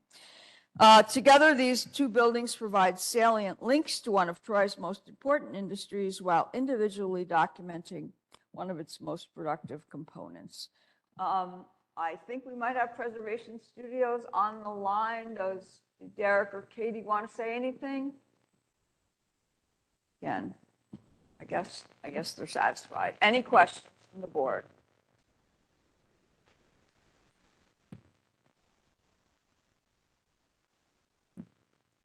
Do I hear a motion? Wayne? I'll second it. All in favor? Any abstained or opposed? Motion carries. Thank you. Next up is Tabitha. Over to Tabitha. Yeah. And move it, heading to Poughkeepsie.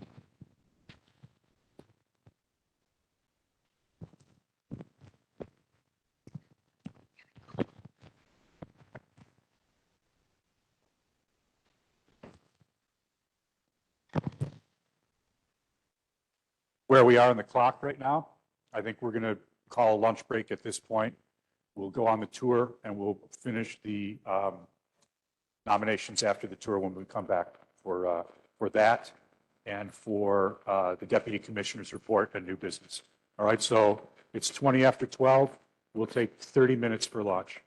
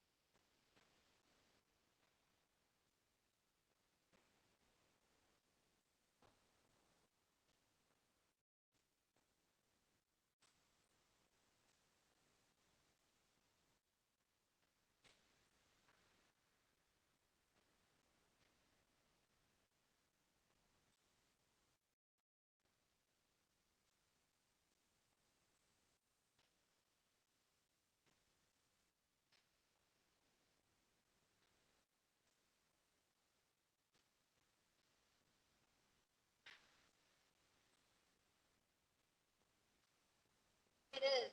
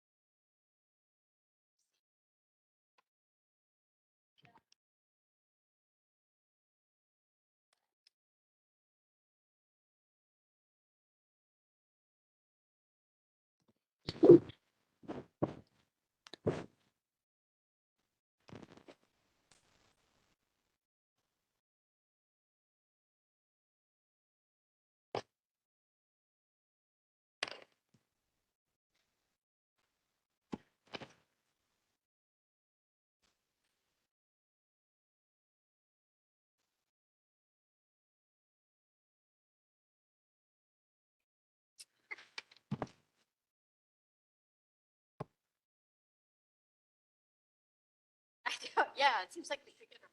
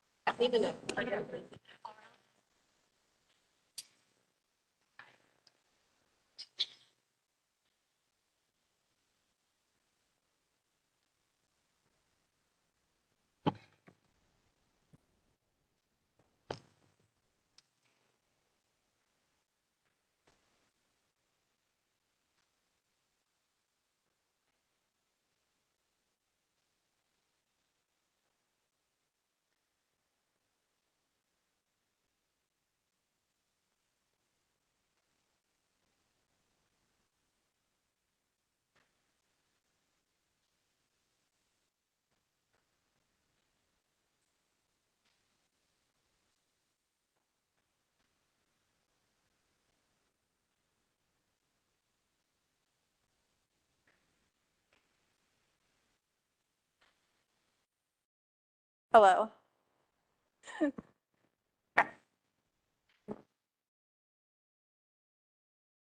Now it's.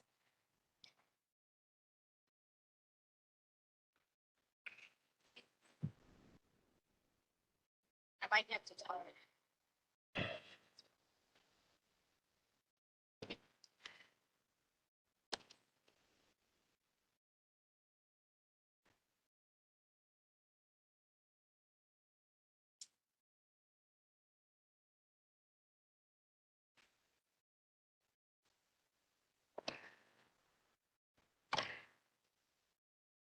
So we think it may be.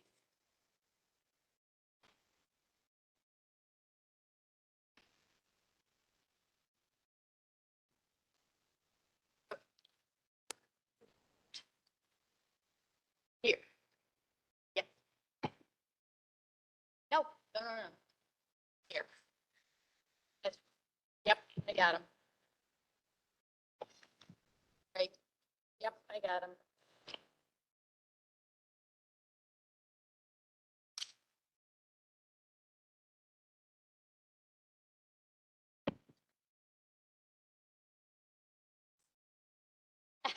You need sunglasses over there. Yeah, I know. Not the best space for this, for any of this. Yeah, it's a brand, yeah, big, big cowboy hat or something.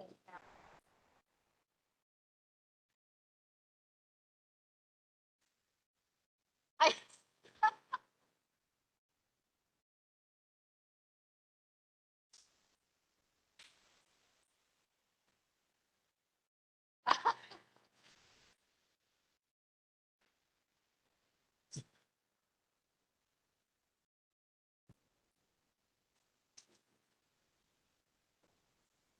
I told him.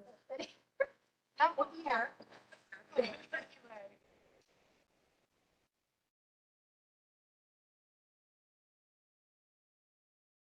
Yeah. 30 seconds. Yeah, so we're back from, attention. The tour has been inspirational for Wint, who wants to. Oh, thanks. Is this working? Maybe it doesn't. You may wonder, how did all of this happen? Why is historic preservation here on the island? A distant relative of mine was the second commissioner of state parks. His name was Alexander Aldrich. He died 2-3 years ago. And he was a great fan of the Erie Canal, and he had the use of a boat, whether it was his own or the government's. He toured the whole canal. And he was particularly fascinated by the then abandoned island the junction, the Mohawk Rivers. And he said, well, what's going on here? They said, well, the industrial buildings are Cluent Peabody, Shirtworks, they're giving it up.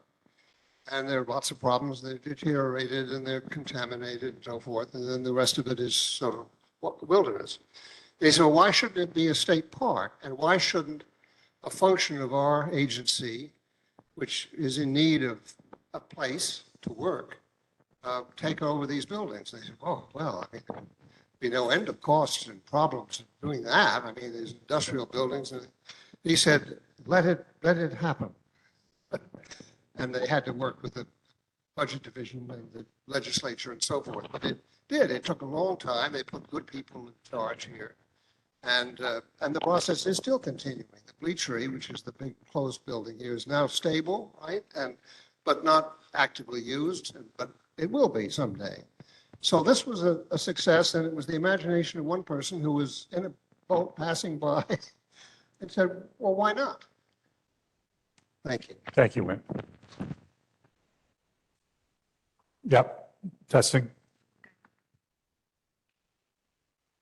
Okay, we're going to get back to the National Register nomination forms. Tabitha, number 14, Wallace Company Department Store. All right, this is the Wallace Company Department Store in Poughkeepsie. It's significant under Criterion A in the area of commerce as one of downtown Poughkeepsie's most important businesses for 70 years. It is also significant under Criterion C in the area of architecture as a reflection of the drive to modernize the United States' main streets in the wake of the Great Depression.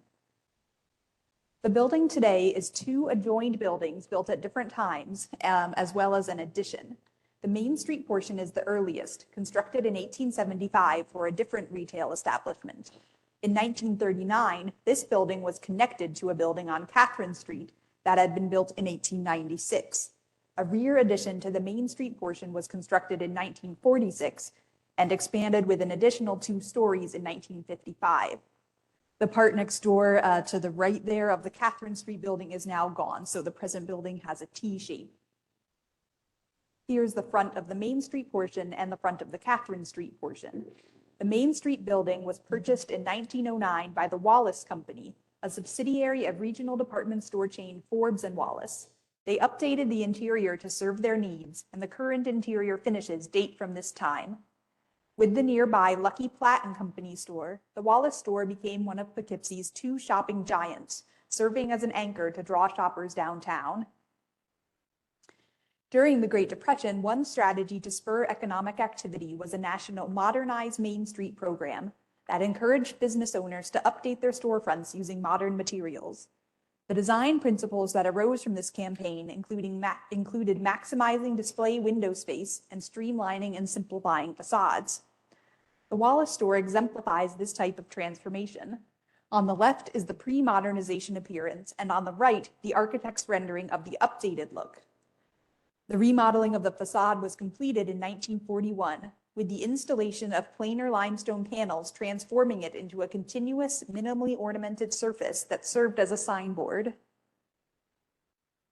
As suburbanization drew business away from downtown, the store began to decline in the 1970s, ultimately closing in 1975. Despite some alterations since then, today the building remains a distinctive, intact example of a 19th century department store that was modernized in keeping with new architectural trends. Interior changes such as partition walls and drop ceilings are reversible, and original finishes have been documented to remain underneath. The 4th floor of the Main Street portion, shown here, remains largely untouched and provides a blueprint for the restoration and rehabilitation of the rest. This is a commercial tax credit project with an approved Part 1. Any questions?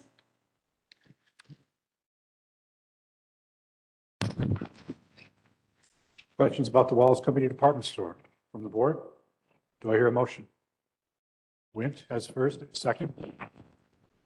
Kristen, all in favor? Any opposed or abstained?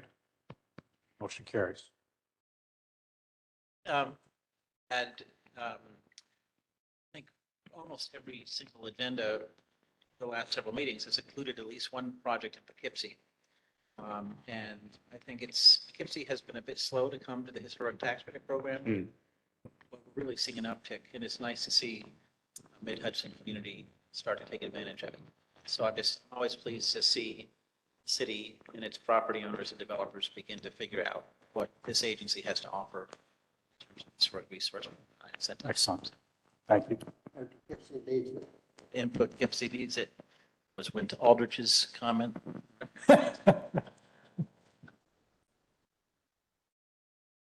All right, so my next two are both in Troy. This is the Fitzgerald Brothers Brewing Company Bottling Works, located just north of downtown Troy. It's significant under Criterion A in the area of industry for its association with the Fitzgerald Brothers Brewing Company, which was one of the city's and the region's leading breweries. It is also significant under Criterion C in the area of architecture as an intact example of industrial design from 3 different periods. The Fitzgerald Brothers Company was established in 1866 by 3 brothers who had immigrated from Ireland. The youngest eventually became the company's sole proprietor and served a term as mayor of Troy. The company started out with a brewery located across River Street from the site of the bottling works, so that's on the left side, which was expanded over the years. By the 1880s, the company was producing 70,000 barrels of ale and porter each year. The first portion of the bottling works complex was constructed in 1892 as a large barn and storage space. A bottling plant followed in 1911, and a large addition was made to that in 1955. The construction of the 1911 bottling plant was a significant milestone for the company. They published many ads using it as a selling point, touting its modernity and sanitization technology. While Prohibition shut down the company's production of alcoholic beverages for 13 years, they adapted by selling non-alcoholic drinks and using the brewery complex as a malt house. Other Troy breweries were not so fortunate. By the end of World War II, Fitzgerald was one of only 2 breweries still operating in the city, and it became the only one after the other closed in 1950. In 1955, owned at that time by the original brothers' descendants, the brewery was at peak production and had outgrown its bottling facilities. They thus had a new bottling plant addition constructed, which doubled their bottling capacity and was furnished with all new modern equipment. However, at this point, large national beer companies had begun to dominate the market, and Fitzgerald's was not able to compete. The company closed in 1962, and in 1964, the brewery buildings across the street from the bottling complex were destroyed in a fire. The 3 different parts of the building all retain their historic integrity, exemplifying different construction methods and styles. A historic tax credit project has adapted the complex to a storage facility, with the storage units installed in such a way as to retain the openness and high ceilings that distinguish the building as a bottling plant. So this is obviously a commercial tax credit project, fully approved. Any questions on Fitzgerald? Questions or comments? I'll make a motion to approve. Do I have a second? Jennifer beat you to it. All in favor? Any opposed or abstained? Motion carries. All right, so last but not least is the Empire Stove Works. This is located on the bank of the Postenkill Creek in South Troy and was constructed in several phases for the Empire Stove Company. It is significant under Criterion A for its association with the iron industry in Troy, one of the city's biggest industries in its heyday, and under Criterion C as an intact example of a mid to late 19th century industrial loft building.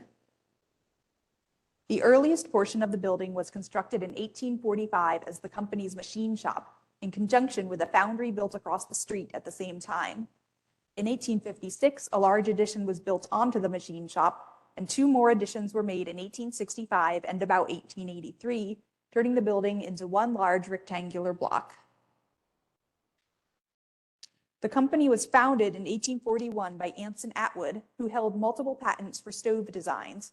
This is the machine shop that Atwood had built in 1845, sited on the Postenkill Creek in order to take advantage of the water power it provided.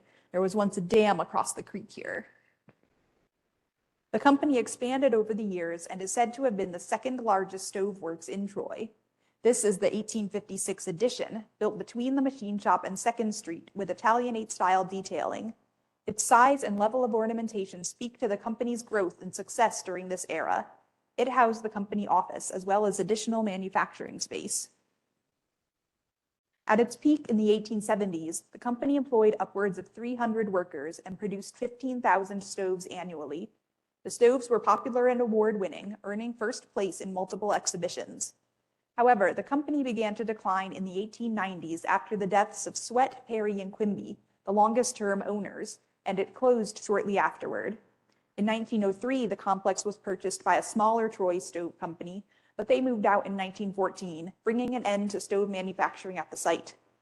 The foundry portion of the complex, which is across the street in this image, was demolished in the early 1980s, so only this part on the left is left now. Despite the loss of the associated foundry, the extant portion of the complex retains its historic integrity as an original Empire Stove Company building that housed multiple functions for the greater factory. It is a relatively rare surviving structure from South Troy's once major iron industry and is an excellent example of an industrial building from this era, with open floor plans and heavy timber framing evidencing its former use. This is a commercial tax credit project with an approved Part 1. Any questions?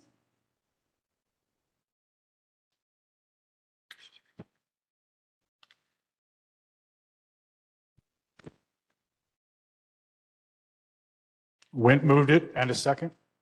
Chuck, you got it. All in favor? Any abstained or opposed? Motion carries. Thank you, Tabitha. Okay, moving to the Deputy Commissioner's report. Daniel? Longer report. A lot has been happening at the agency. First of all, I want to thank Kath for her report out on two issues. One, the update on Pap's Penny Island nomination, now listed on the state register and now are eligible as determined by the National Park Service. Additionally, she talked about the organization of the tax credit unit and the role that she and Jen and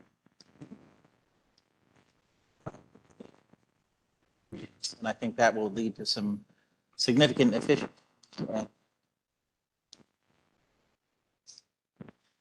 Really, the big news for the agency right now, as Parks Commissioner after serving 5 years in the position, his resignation was effective late February. He has been traveling since that resignation overseas, and he will step into the role of CEO of Open Space Institute, OSI, an internationally active land conservation organization, sometime in April. And it will be based in New York City, which is where he maintains his residence. He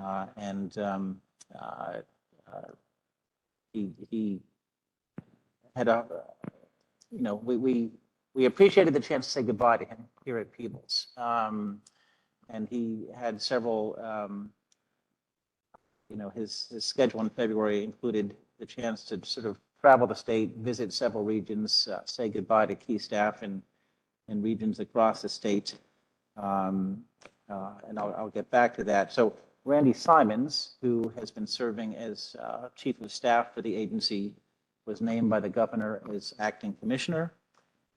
Randy has stepped in boldly and effectively into the role. He has asked agency staff at all levels to maintain the momentum and the pace of activity that we have generated during Eric's tenure.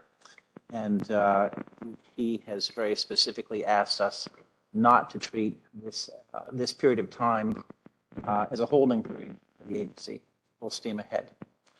The governor's office has launched a national search for a new commissioner, and we are hearing signals from multiple sources that there is strong interest in the position. That is not to preclude that there may not be a candidate internally to the agency or internally at the state level, but I think this is, I think the governor saw a significant opportunity to undertake a national search. We'll see what comes of that. I want to say that Commissioner Kulisade stewarded the Division for Historic Preservation more consciously and effectively than any previous commissioner. The division is more capable and more equipped than ever before to serve New York. Highlights of his 5-year tenure include, for the division alone, 38 new hires in the last 5 years. The majority of staff presenting today was hired during Eric's tenure. He, within the context of the Bureau of Historic Sites, authorized funding for a decades-delayed collections management system that is already online for state historic sites and state parks with collections. So it's online for internal agency use. Launch capability of sharing the collection, our holdings, both on display and in storage with the public sometime later this year. He approved establishment of the first ever interpreter of Native American and African American history, resulting in the hires of Kim Hill and Lavada Nahan, who have already made significant contributions to the agency's overall work, as well as the division's work specific to interpretation and other initiatives. He launched and wholeheartedly supported the Our Whole History initiative, which has fundamentally set a new bar for how we interpret and undertake programming in the historic site system. He recommitted to the staffing of the conservation labs that you just toured. There was a point several years ago where fighting for every, under the state hierarchies, the commissioner had to make a very specific decision in the wake of key retirements in the conservation lab as to whether we would restaff or terminate those capabilities here within the agency and basically begin contractual relationships for conservation work. Eric recommitted to that. COVID took those positions away. He fought for them upon the lift of the hiring, the COVID hiring freeze, and he has been generous in awarding thanks.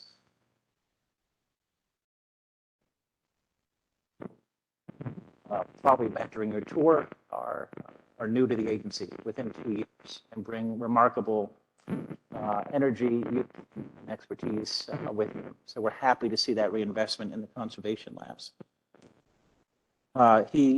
So we have a record. We are now at the highest staffing level ever within the Bureau of Historic Sites. So he authorized the establishment of Bureau of Historic Sites control of a capital funding allocation that has ranged between $5 and $8 million annually that we are able to prioritize out of this shop for allocation into the historic site system. So we are the ones making the decisions about where capital projects should be undertaken, and it's no longer happening at the regional level. We saw, quite frankly, a disinvestment in the historic site system when that capital funding program was under regional control. We now direct that here. Allocated a record level of funding for the renovation and expansion of exhibits at Phillips Manor Hall. He then superseded that allocation with a record level of funding for John Jay Homestead Historic Site in Katona, New York. And that's a capital project that has gone through the design phase and will begin construction in September 2024, later this year. And that site will comprehensively reopen in July 2026. He's authorized the acquisition and preservation of battlefield lands at Newtown, Sackett's Harbor, and Bennington State Historic Sites, lands that were ranked as the most important and threatened Revolutionary War and War of 1812 battlefields in New York State by the National Park Service. And there are additional land acquisitions underway that he permitted us to explore and to undertake, and we'll have additional news about those acquisitions in the coming year. At the larger level of the Division for Historic Preservation, in addition to getting the division, the SHPO functions at their highest ever level of staffing. He supported renewal and enhancement of the State Historic Tax Credit Program, supported enhancement of the 30% state credit for small projects, establishing qualified census tract status for all New York State Park properties, meaning any state park historic resource, if being utilized for commercial purposes, so with a long-term lease to an outside entity, is qualified regardless of where it's located. It is particularly important on Long Island is qualified for both the full federal and full state tax credits. So your call at Nisqually River State Park is subject to an RFP that will bring private investment to the renovation and reoccupancy and reuse of your call, the theater space at the former Kings Park Psychiatric Center, and that the not-for-profit that's undertaking that work that has been awarded the RFP will be using the tax credit program to underwrite that renovation and new use. He supported the extension of the homeowner tax credit to entire municipalities. There are about 40 municipalities around the state that, due to state legislative action by Kerry Warner, but certainly supported by the commissioner and advocacy with the governor's office, virtually any historic home in, say, the city of Albany is capable of using this historic tax credit regardless of the census tract overlay. He supported the establishment of the New York State Historic Barn Tax Credit Program that had lapsed due to change in federal law in 2017. That program is now operating at about $2 million of investment per year in historic barns around the state. He established here at the division the grants, incentives, resulting in successful applications for federal funding that have included Senate House, the Paul Brune Rural Revitalization Grant Program. The Heritage Grant Program received this year, with more details to follow later in my report. He supported the establishment of the Business Registry Program, which is a high-flying program that has recognized nearly 150 legacy businesses around the state and helped begin to point those businesses to the availability of historic tax credits, amongst other features. He committed to funding enhancements to the Cultural Resource Information System, the GIS database that underwrites virtually every staff person's work here at the island. There's $1 million in the April 1st capital plan that will begin to rewrite the code and deliver us an updated system for continued use. And he has promoted more consistent and effective inclusion of the Bureau of Historic Sites and Division for Historic Preservation expertise within the agency, with emphasis on more effective integration with environmental, planning, capital programs, allowing the division to grow from being seen as reactive to proactive within the agency. Most consistently, or most importantly rather, the commissioner has consistently had our back. He was consistently curious and intrigued with the multifaceted work of the division. He trusted our expertise, our experience, our process, and our thoroughness. He trusted our approach, and he consistently promoted his trust of that expertise before the executive chamber, state agencies, and outside parties. This is a piece which I concluded with in my remarks to him at a group assembly in his second to last week. The division, I think, has had to fight in years past for recognition of our importance, our thoroughness, our efficiencies, our expertise. And Eric saw that, recognized that, integrated that in his own representation to the executive chamber, and to see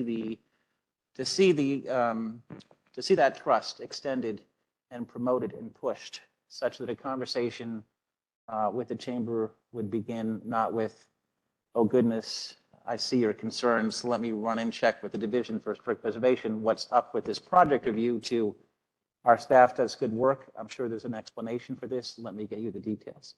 That's a subtle shift, but that's an important shift. And the governor's staff, I think, thinks differently about this agency's work, our capabilities, our thoroughness, our sensitivity to larger economic development and other dynamics, because Eric has helped position us that way. So we will miss him, no matter what expertise and experience follows Eric. He had a tremendous positive impact on the work of the division. I just want to reflect that level of detail to the board. Moving on to a quick update on the state budget. Governor Hochul's executive budget proposal, released in January, was certainly very generous to the Office of Parks. It included a record-setting $300 million capital allocation. In past years, the capital allocation for capital project development has been as high as $250 million. 100 million of that 300 is committed to projects, historic resource projects at Jones Beach facilities. So 200 million for the rest.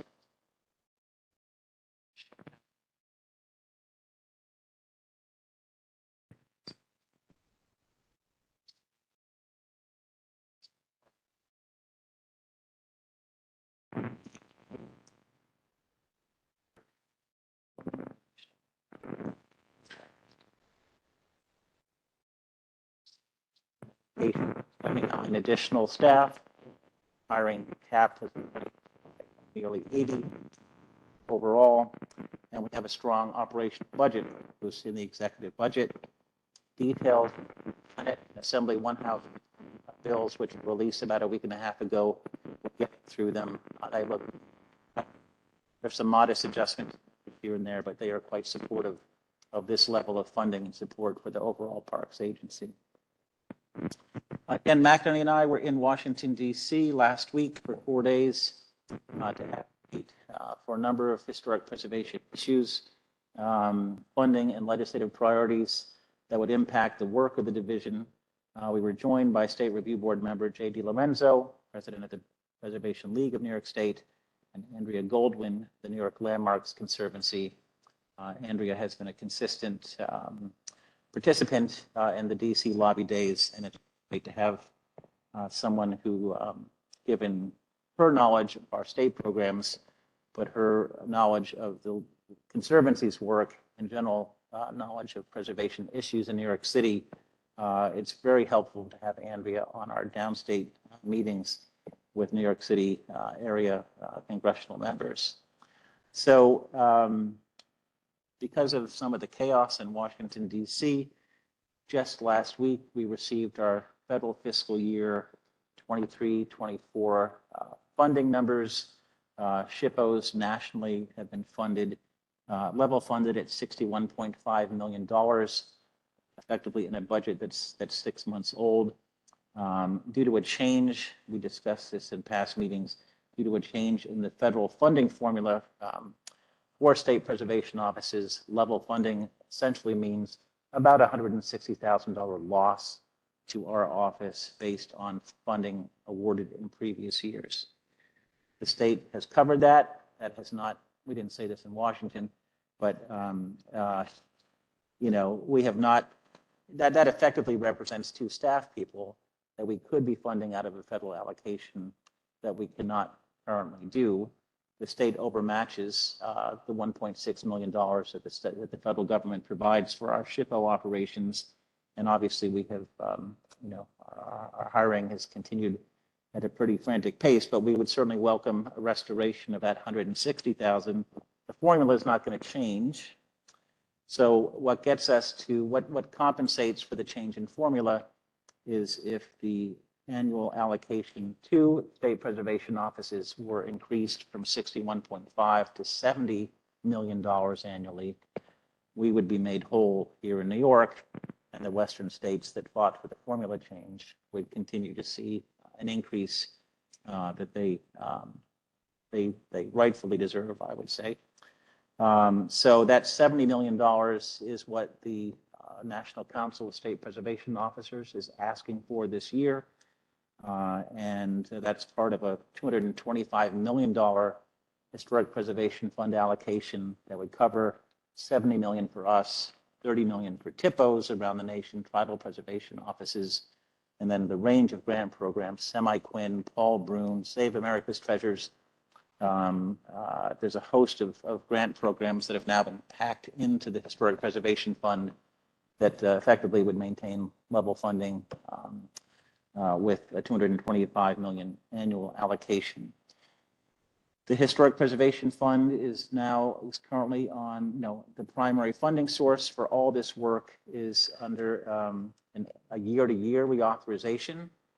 Its sister program, the Land and Water Conservation Fund, which funds open space purchases with federal funds, has been permanently reauthorized, was permanently reauthorized in 2022. We are now, we have been advocating for permanent reauthorization of the Historic Preservation Fund.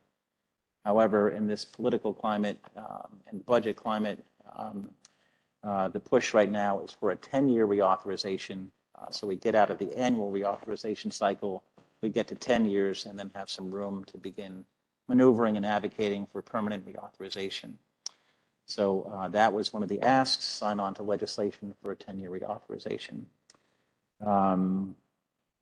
Finally, we were advocating for passage of something called the Historic Tax Credit GO legislation, HTC GO legislation, that would enhance the federal rehabilitation tax credit in a number of technical but important ways, which would lead to a change in the adjusted basis calculation required to qualify for the program currently, an increased federal incentive for small projects, which if passed would allow projects under $2.5 million in New York State to basically obtain 60% underwriting between the federal and state programs.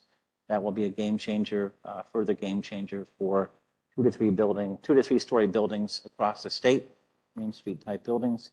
And there's also, this legislation also would provide an easier means for not-for-profit organizations to make use of the credit. And so it's a nice, it's a significant package. Pieces that have been discussed and introduced separately in past years have all begun to combine in this one piece of legislation.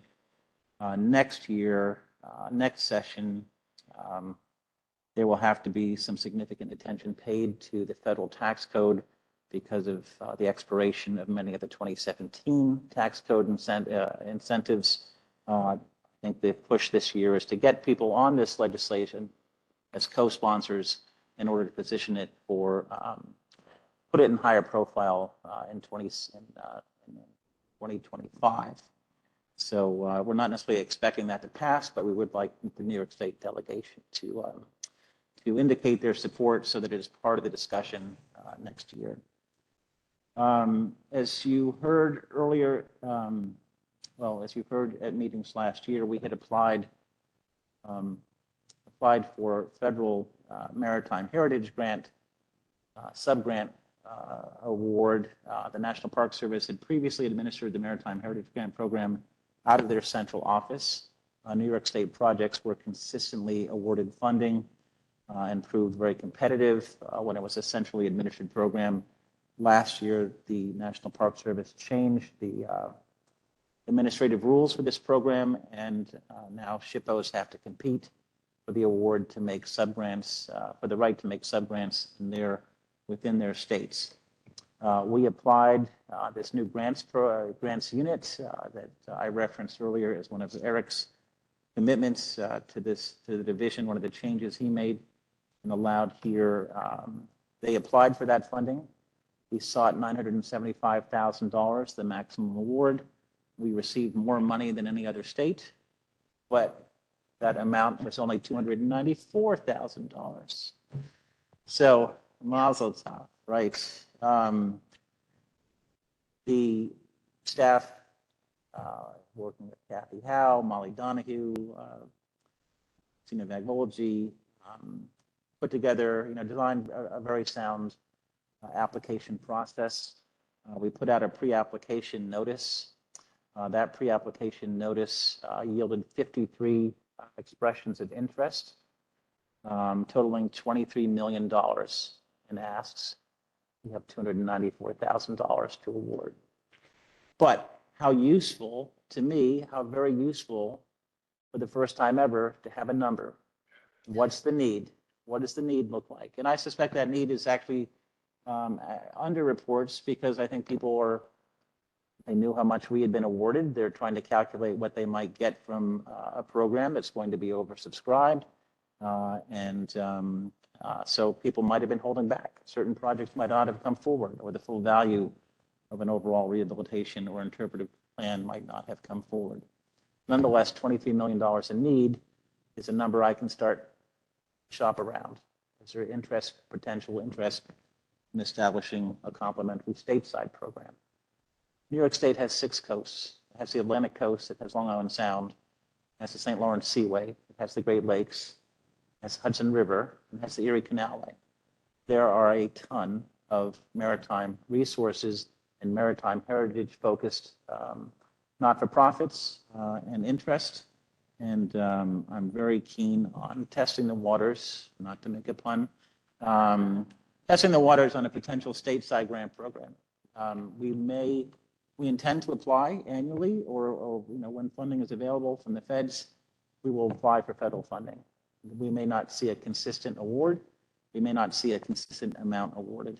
So I think a stateside program is something well worth pursuing. And now I have a number to hold out there as representative of need.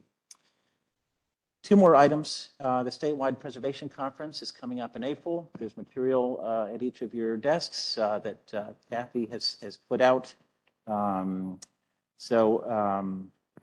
Conference registration includes an intensive pre-conference training session, tours, a meet and greet on Monday, a full day of breakfast sessions, lunch, and keynote on Tuesday, a choice of 4 field sessions on Wednesday. It's being hosted in Rochester, New York in mid-April. Randy Simons, acting commissioner, will be present at the conference for the first time ever. Includes the annual preservation awards, something we associate with our December meeting. Those preservation awards are now being built into the conference schedule in Rochester. And it includes a new award named in honor of former Parks Commissioner Joan Davidson, and Joan Davidson's son, Matt, and his family will be there to make the initial presentation of that award. Finally, I just want to say, based on March is the month when the National Park Service releases its historic tax credit data for the past federal. So the federal on September 30th, 2023, New York State was once again #1 in the nation for use of the federal historic tax credit. And we set a new national record with $1.8 billion in activity. That beats our past record by about $500 million. So that's an extraordinary credit to the staff here, the legislative interest in the state credit program that has made the federal credit such an attractive tool for use across the state. But it's also a credit to this board's work. Virtually any building that can qualify for the credit has to come through this review board in the form of a single or district nomination. And that number is certainly attributable to the hard work. The tax credit staff and our staff and the survey staff here is also credit to the work of the State Review Board. So thank you for being part of that. That's my report. Yes, thank you for asking. We remain 2 seats short of full appointment. And we do have a nominee who has been vetted and approved by the governor's office, and whose name is now goes to the New York State Senate for confirmation. That person is Molly Garfinkel. You would have met her in September at the Ganondagan meeting. She was presenting on behalf of a cultural resource survey related to the Puerto Rican casitas that Kath has administered on our end. Molly will be a great addition to the board. Brings another social history perspective. Is quite accomplished. She has made it through the governor's vetting process, and has her name is before the Senate. And we are hoping that the Senate will act on that by the end of session in June. Thank you, Daniel. Any new business? I might just say one thing. In my experience, the state agencies have not done national searches under the governor's direction to find a successor to an office holder. And this is a great compliment to not only our governor, but also to this agency. And I wish it the very best. That was an extraordinary report on Eric's accomplishments, and well deserved. Thank you, Wynn. Do I have a motion to adjourn?